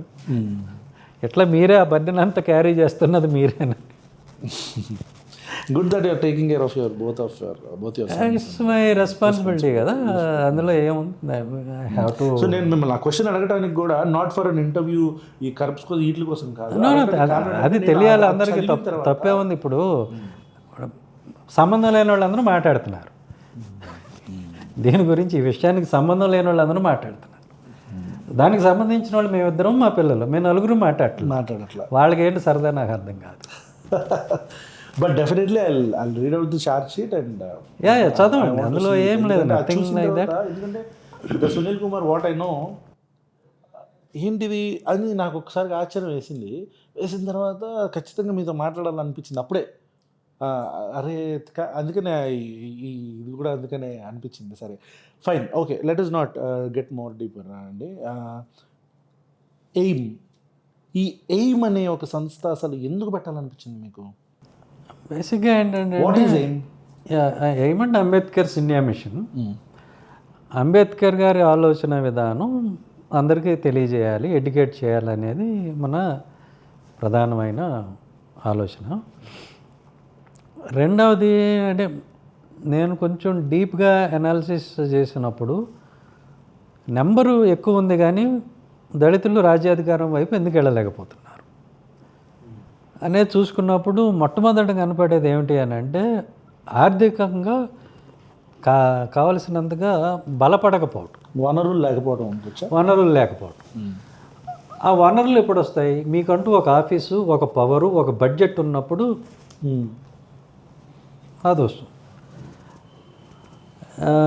ఈ వనరులు లేమి వల్ల ఎవడంటే వాడు ఆ ఎలక్షన్ టైంకి వచ్చి ఒక బిర్యానీ ప్యాకెట్ లేకపోతే డబ్బులు, మందు ఇచ్చేసి వాళ్ళని, అంటే వాళ్ళ పొలిటికల్ ఒపీనియన్ అంటే ఏమి లేకుండా చేస్తున్నారు. అంటే ఈజీ టు మ్యానిపులేట్ అయిపోతుంది. అదే ఆ వ్యక్తి కొంచెం వనరులు ఉండి, ఒక ఆఫీస్ ఉండి, ఒక సర్పంచ్, ఒక వార్డు మెంబర్ అయ్యి ఆర్థికంగా బాగుంటే ఎవడైనా పోయి వాడికి నీకు డబ్బులు ఇస్తాం, బిర్యానీ ఇస్తామని అనగలరా? మందు పోయిస్తామని అనగలరా? కరెక్ట్.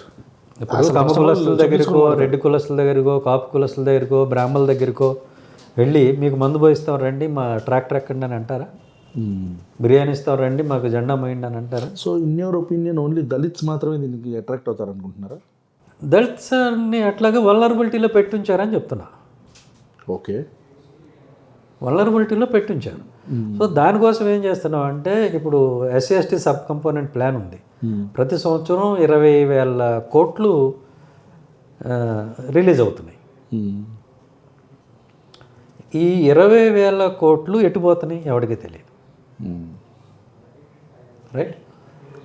ఈ 20,000 కోట్లలో ఒక 6,000 కోట్లైనా సరే ఒక 3,000 దళిత వాళ్ళని పంచాయతీలు చేసి ఈ బడ్జెట్ కనుక ఎవ్రీ ఇయర్ ఇస్తే మనం ప్రతి దళిత వాడికి 2 కోట్లు ప్రతి సంవత్సరం వస్తుంది. 5 ఏళ్లలో 10 కోట్లు వాళ్ళకి వెళ్తాయి.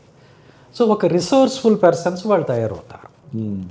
సో అక్కడ కాంట్రాక్ట్స్ ఉంటాయి, కాంట్రాక్టులు చేస్తారు, 4 డబ్బులు వస్తాయి. సో ప్రతిదానికి వీళ్ళ మీద వాళ్ళ మీద దేహి అని అడగాల్సిన పరిస్థితి ఉండదు. వీళ్ళు కూడా అంత లీనియన్స్ తీసుకోలేరు. ఇది రాజకీయంగా ఇది ఒక యాంగిల్. డెవలప్మెంట్ పరంగా పంచాయతీలకే నిధులు లేవు, ఉన్నవి అరాకొర ఉంటాయి. పాపం వాళ్ళని కూడా మనం బ్లేమ్ చేయాలి. అంటే చాలా చోట్ల రిఫ్ట్ రావటం కారణం ఏంటంటే దళితవాడని డెవలప్ చేయట్లేదు, మెయిన్ గ్రామ పంచాయతీ పట్టించుకోవట్లేదని బ్లేమ్ చేస్తారు. ఉన్న నిధులే అరాకొర, ఎట్లా చేస్తారు? ఇది ఒక అనవసరమైన రిఫ్ట్కి దారితీస్తుంది. దాని బదులు దళితవాడికి నిధులు వచ్చి మెయిన్ గ్రామ పంచాయతీ నిధులు వాళ్ళకి మిగిలి ఇద్దరు ఒకరికొకరు సహకరించుకుంటే డెవలప్మెంట్ బాగా అవుతుంది. వీళ్ళు బాగుంటారు, వాళ్ళు బాగుంటారు. సో సఖ్యత అనేది ఏర్పడుతుంది. ఇది సోషల్ యాంగిల్. ఇంతకుముందు చెప్పింది పొలిటికల్ యాంగిల్. సో ఈ రకంగా ఒక ఎజెండా అనేది మనం డెవలప్ చేసుకుని ఒక తొలి అడుగు అంటే వీళ్ళని గ్రామ స్థాయిలో వీళ్ళని బలపరచాలి. బలపరిచిన తర్వాత అప్పుడు ఈలోగా సైమల్టేనియస్గా ఇది జరుగుతుండగానే ఈ అసెంబ్లీ ఎలక్షను, పార్లమెంట్ ఎలక్షను వాటిల్లో కూడా వీళ్ళు కొంత రోల్ ప్లే చేయగలుగుతారు అనేది. బట్ బేసిక్గా ఎండ్ ఆఫ్ ద డే మనం ఏ పని చేయాలన్నా కూడా డబ్బులు ఉండాలి కదా. మైక్ పెట్టాలన్నా, మీటింగ్ పెట్టాలన్నా, షామ్యాన వేయాలన్నా ప్రతిదానికి డబ్బులు ఉండాలి. అవి ఎక్కడి నుంచి వస్తాయి? సో దానికోసం ఒక ఎజెండా డెవలప్ చేసి 3 అంశాలు: దళితవాడ పంచాయతీలు, దళిత క్రైస్తవుల్ని దళితులుగా గుర్తించడం, అలాగే SC/STలో దళితుల్లో అంటే మాలా మాదిగా ఎవరైనా సరే చదువుకున్న పిల్లలకి without any bank guarantee, without any interest 2 కోట్లు లోన్ ఇవ్వాలి. ఓకే. అది ఎక్కడి నుంచో కాదు, ఉన్న బడ్జెట్ 20,000 కోట్లలో 6,000 కోట్లు పంచాయతీలకు ఇవ్వండి, 6,000 కోట్లు ఎడ్యుకేటెడ్ అన్ఎంప్లాయిడ్కి ఇవ్వండి, లేదు ఎడ్యుకేటెడ్ ఎక్స్పీరియన్స్డ్ ప్రొఫెషనల్స్కి ఇవ్వండి. ఇప్పుడు డాక్టర్, గవర్నమెంట్ డాక్టరు 10 ఏళ్ళు పనిచేశాడు, ఆయన సొంతంగా హాస్పిటల్ పెట్టుకుంటాడు, ఇవ్వండి 2 కోట్లు. వైఫ్ అండ్ హస్బెండ్ డాక్టర్స్ కలిసి పెట్టుకుంటారు, 4 కోట్లు ఇవ్వండి. ఒక 4 డాక్టర్లు కలిసి పెట్టుకుంటారు, 10 కోట్లు ఇవ్వండి. ఏం తప్పిస్తే వాళ్ళ డబ్బు వాళ్ళకే కదా. కానీ ఈ ఐడియా మీరు చెప్తున్నది చాలా వినటానికి చాలా బాగుంది. ఆరోగ్యశ్రీ వస్తుంది వాళ్ళకి, మీ డబ్బులు మీకు తిరిగి కడతారు, అట్లా ముందుకు పోతాం. సాఫ్ట్వేర్ ఇంజనీర్స్ ఉంటారు. అగైన్ ఐఎమ్ టెల్లింగ్, ఈ దళితవాడ పంచాయతీ కానీ, ఈ దళిత క్రైస్తవుల అంశం కానీ, ఇలా ఎడ్యుకేటెడ్ ఎంప్లాయిడ్కి వీళ్ళకి ఎంపవర్మెంట్ కానీ, లోన్స్ ఇవ్వటం కానీ, ఇందులో మాదిగా అన్ని కులాలకి బెనిఫిట్ ఉంది. ఇందులో ఉపకులాల సమస్య అనేది లేదు. మా ఎజెండా అనేది అందరు యూనివర్సల్ ఎజెండా. చాలామంది అదేదో మాల ఎజెండా అనుకుంటారు, తప్పు. అందరి కోసం రెల్లి కావచ్చు, కోడ్ కావచ్చు, అందరికీ పనికొచ్చే ఎజెండానే మనం మాట్లాడాం మొదటి నుంచి కూడా. దీన్ని వినటానికి చాలా బాగుంది. దీన్ని ఇంప్లిమెంట్ చేయడం ఎట్లా? ఇంప్లిమెంట్ చేయడం అన్నీ పాసిబుల్లేనండి. ఎందుకంటే పంచాయతీ చేయటం అనేది, ఎందుకంటే నాకు తెలిసినంత వరకు, I'm sorry for interrupting you, ఎందుకంటే నాకు తెలిసినంత వరకు ఈ SC/ST ఫండ్స్ ఏవైతే ఉంటాయో వీళ్ళకి ఇచ్చిన ఫండ్స్ అన్నీ కూడా వీటిని ఎక్కువ శాతం డైవర్ట్ చేసేసి వేరే నిధుల్లో కలిపేసి అది పథకాలకు కావచ్చు, ఇంకో విషయాలకు కావచ్చు, వేరే విషయాలకు కావచ్చు, వీటిని డైవర్ట్ చేయడమే చూశాను. కానీ నేను ఎక్కడా కూడా 100% వాటిని యూటిలైజ్ చేయడం అనేది నేనైతే ఇన్ని సంవత్సరాల్లో ఎప్పుడు కూడా మొదలుపెట్టినప్పటి నుంచి కూడా ఎప్పుడైతే నేను వినలేదు. Then how do you think this will real టైంలో దీన్ని ఎట్లా చేయొచ్చు అని మీ ఆలోచన? Is this possible? ఎందుకు ఇది జరగలేదు అని అంటే అడిగేవాడేంటి? ఏ ఎమ్మెల్యే అయినా అసెంబ్లీలో మాట్లాడా? ఎస్సీ ఎమ్మెల్యే గురించి ప్రసన్నం చేసుకుంటాంలోనే మిగిలిపోయారు. ఏ పార్టీ అనేది వదిలేయండి, ఇది వచ్చిన తర్వాత అన్ని పార్టీల్లో ఉండే అన్ని ఎమ్మెల్యేలు అందరూ. ఇది ఇచ్చింది ఎవరు? కిరణ్ కుమార్ రెడ్డి గారు కాంగ్రెస్ టైంలో SC ST sub component plan అనేది మొదలైంది. So I would like to thank Kiran Kumar Reddy garu once again. We should always remember, మనకు మంచి చేసిన వాళ్ళని గుర్తుపెట్టుకోవాలి. ఆ తర్వాత తెలుగుదేశం ప్రభుత్వం వచ్చింది, ఆ తర్వాత జగన్ గారి ప్రభుత్వం వచ్చింది. 10 ఏళ్ళు అయిపోయినాయి. నేను ఈ ప్రభుత్వం ఆ ప్రభుత్వం అని కాదు, ఏ ప్రభుత్వంలో ఉన్న ఎమ్మెల్యేలైనా దీనికోసం రిప్రజెంట్ చేశారా? మీరు రిప్రజెంట్ చేయకుండా ఇది ఎలా ఇంప్లిమెంట్ అవుతుంది? అసలు రిప్రజెంటేషన్ ఇచ్చేంత ధైర్యం ఈ రోజుల్లో ఎమ్మెల్యేలకు ఎక్కడ ఉంది? ఓకే, వాట్ ఎవర్, వాళ్ళ ఇబ్బందులు వాళ్ళకుంటే కాబట్టి మనం ఒక న్యూట్రల్ ఫోర్స్గా మనం మాట్లాడాల్సి వస్తుంది. ఓకే, ఇప్పుడు ఎయిమ్ ఆబ్జెక్టివ్ నాకు చెప్పారు. మీరు పొలిటికల్ పార్టీ ఫ్లోట్ చేసే ఆలోచన కానీ, లేదా ఏదైనా పొలిటికల్ పార్టీలో జాయిన్ అయ్యి కాంటెస్ట్ చేసే ఆలోచన కానీ, లేదా ఇండిపెండెంట్గా ఎనీ పార్టీ ఏ పార్టీ లేకుండా ఇండిపెండెంట్గా కాంటెస్ట్ చేసే ఆలోచన మీకు ఏమైనా ఉందా? ఎందుకు అడుగుతున్నాను అంటే, మీలాగా ప్రొఫెషనల్ స్పేసెస్లో ఉండి, ఇప్పుడు జడా శ్రవణ్ కుమార్ గారు కావచ్చు, విజయ్ కుమార్ గారు కావచ్చు, వీళ్ళందరూ కూడా బయటకు వచ్చి they are doing something, they are trying to do something. So JBM party పెట్టారు, ఆయన లిబరేషన్ కాంగ్రెస్ ఏమైనా పెట్టారు. సో మీకు కూడా ఏమన్నా పార్టీ ఫ్లోట్ చేసే ఆలోచన ఏమైనా ఉందా? లేదంటే సో దట్స్ మై క్వశ్చన్. అట్లా అంటే నా ఎజెండా ఇంప్లిమెంట్ కావాలి, దానికోసం ఏం చేయాలనేదే తప్ప ఇదే అనేది ఏం లేదు. జగన్ గారు టికెట్ ఇస్తే తీసుకుంటారా sir? I mean I'm asking you, Jagan garu ఒకవేళ ఆఫర్ చేస్తే. ఏ టికెట్? అఖండ టికెటా? కాదు, రాజాసాబ్ టికెట్.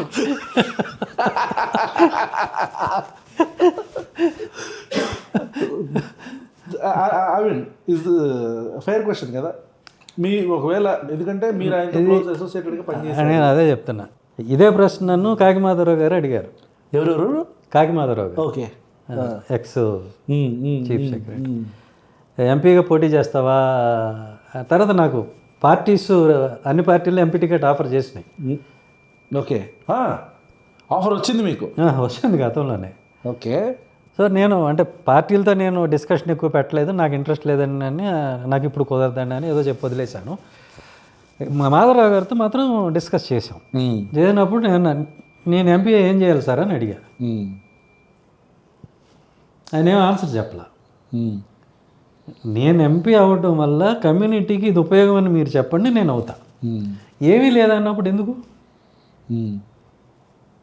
ఓకే, నేను పార్లమెంట్కి వెళ్తే ఏ పార్టీ అయినా కానివ్వండి, లీడర్ ఆఫ్ ద ఫ్లోర్ ఉంటాడు కదా, పార్లమెంటరీ పార్టీ అధ్యక్షుడు ఎవరో, ఆయన అనుమతి లేకుండా నేను మాట్లాడగలను ఒక దళిత ఇష్యూ కానీ ఇంకోటి కానీ.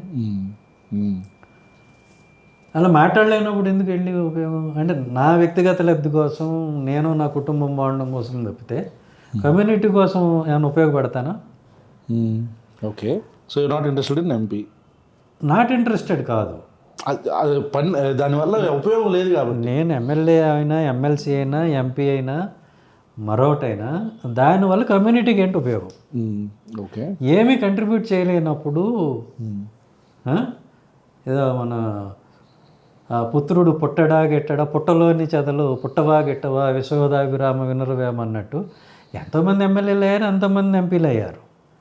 ఏం మారింది? కింద కమ్యూనిటీ ఏం మారలేదు కదా. మళ్ళీ అలాంటి జాబితాలోకి నేను కూడా ఎందుకు చేరాలి? నా పాయింట్ అది. నేను ఎప్పుడైనా క్లియర్గానే ఉన్నాను. మరి దీని ఇంప్లిమెంటేషన్ ఎట్లా చేద్దాం అనుకుంటున్నారు? మీ ఆలోచన బాగుంది. ప్రెషర్ గ్రూప్ ఇప్పుడు నేను ఎంతవరకు వచ్చిందనేది చెప్తాను. గత ఎలక్షన్లో 24 ఎలక్షన్లో ఈ ఎజెండా ఏ పార్టీ, అన్ని పార్టీలకి రిప్రజెంటేషన్స్ ఇచ్చాము. ఓకే, ఒక దశలో ఏ పార్టీ నుంచి కూడా ఎలాంటి రెస్పాన్స్ రాకపోతే అందరూ నోటాకి వేయండి అని చెప్పాను నేను. ఓకే, ఇప్పుడు పోటీ చేసే పరిస్థితి లేదు కాబట్టి నోటాకి వేద్దాం అనేది అప్పుడు డెసిషన్. సో మనకంటూ ఈ ఎజెండాకి ఎంత వాయిస్ ఉందో, ఎంత స్ట్రెంగ్త్ ఉందో చూపించాలి. అంతే నేను మాట్లాడింది. ఆ వీడియోలు కూడా ఉంటాయి. ఓకే, సో నాకు ఏ పార్టీ అనేది ముఖ్యం కాదు, ఈ ఎజెండా ముఖ్యం అనేది చేయటం జరిగింది. తర్వాత మీకు అంశానికి ఉన్న సెన్సిటివిటీ గుర్తించి జగన్మోహన్ రెడ్డి గారు తన వైఎస్ఆర్సీపీ మేనిఫెస్టోలో పెట్టడం జరిగింది. ఇదా ఇప్పుడు మీరు ఇచ్చిన కాన్సెప్టా? ఆఫ్టర్ యూ గేవ్ రిప్రజెంటేషన్ ఆయనకి చాలాసార్లు ఇచ్చారు. ఓకే, సో 2024 మేనిఫెస్టోలో పెట్టారు. అది పెట్టారు. ఓకే, మీరుంది, నీకు పంపిస్తాను మీకు. నైస్. ఆయన వీడియో కూడా ఉంది, ఆయన మాట్లాడిన వీడియో కూడా ఉంది. అవునా, నైస్. ఓకే. సో దళిత వాడిని పంచాయతీ చేస్తాం మేము అధికారంలోకి వస్తే అని. అంటే నేనేమైనా పార్టీ పెట్టానా, ఎమ్మెల్యే ఎంపీ అయ్యానా, కానీ కొంత ఒక అడుగు ముందుకు పడిందిగా. రేపు చంద్రబాబు నాయుడు గారే చేయొచ్చు, లేకపోతే రేపు లోకేష్ గారు ముఖ్యమంత్రి అయినాక ఆయనే చేయొచ్చు బోల్డ్గా. లోకేష్ గారు ముఖ్యమంత్రి అవుతారు అనుకుంటున్నారా? డెఫినెట్గా అవుతారు. Is an young man, dynamic, why not? నేను డౌట్ఫుల్గా అడగలేదు, ఐ ఆస్క్డ్ యువర్ ఒపీనియన్. ఖచ్చితంగా అవుతారని నాకు అనిపిస్తుంది. నాకు ఎవరూ చెప్పలేదు, ఆయనకి అన్ని క్వాలిఫికేషన్స్ ఉన్నాయి. ఓడిపోయిన దగ్గరే మళ్ళీ భారీ మెజార్టీతో నెగ్గారు, పొలిటికల్గా ప్రూవ్ చేసుకున్నారు, కష్టపడతారు, ఇవన్నీ ఉన్నాయి కదా. ఎవ్రీ లీడర్ కొంచెం మైనస్లు ప్లస్లు ఉంటే ప్రతి లీడరు కూడా తన వల్ల అయినంత వరకు రాష్ట్రానికి మంచి చేద్దామని చూస్తారు, అంతేగాని చెడు చేద్దామని ఎవరు ఉండరు కదా. కరెక్ట్. సో మనం ఎందుకు నెగిటివ్గా చూడాలి ఎవరినైనా? అవసరం లేదు. సో మన ఎజెండా ఏంటో అది వరకు మాట్లాడితే సరిపోతుంది. లోకేష్ గారినైనా బాబు గారి దగ్గరికి వెళ్ళినా మాకు దళితవాడ పంచాయతీ ఇంతవరకు మాట్లాడుకుంటే అయిపోతుంది, మిగతా అన్నీ మనకు అనవసరం కదా. చాలా మంచి ఆలోచన సునీల్ గారు. ఈవెన్ ప్రశ్న నుంచి కూడా తప్పకుండా మీకు దీని మీద, ఈ ఆలోచన మీద ఎలాంటి పుష్ కానీ లేదంటే ఎలాంటి హెల్ప్ కానీ ఖచ్చితంగా we will be definitely with you on this idea. Definitely ప్రశ్న తరపు నుంచి. అండ్ చంద్రబాబు నాయుడు గారి గురించి ఒక్క మాట చెప్పండి. How you know your opinion on Chandrababu Naidu గారు? ఇది ర్యాపిడ్ ఫైర్ అనుకుంటారు, ఇంకేమనుకుంటారో మీ ఇష్టం. You tell me your opinion. ఒక మాట ఏం లేదు, you tell me your opinion. అంటే ఆయనకి ఆనెస్ట్గా చెప్పాలి. ఆనెస్ట్గానే చెప్తాను. ఎందుకంటే ఏంటంటే అంటే ఇప్పుడు నేను ఒక ఆఫీసర్గా ఉన్నా, ఆఫీసర్గానే చెప్తాను నేను, అంతేనా? అంటే నాకు ఆయన మీద బ్యాడ్ ఒపీనియన్ అయితే ఏం లేదు. మన కష్టపడి పని చేస్తారు, అందులో ఏం డౌట్ ఏం లేదు.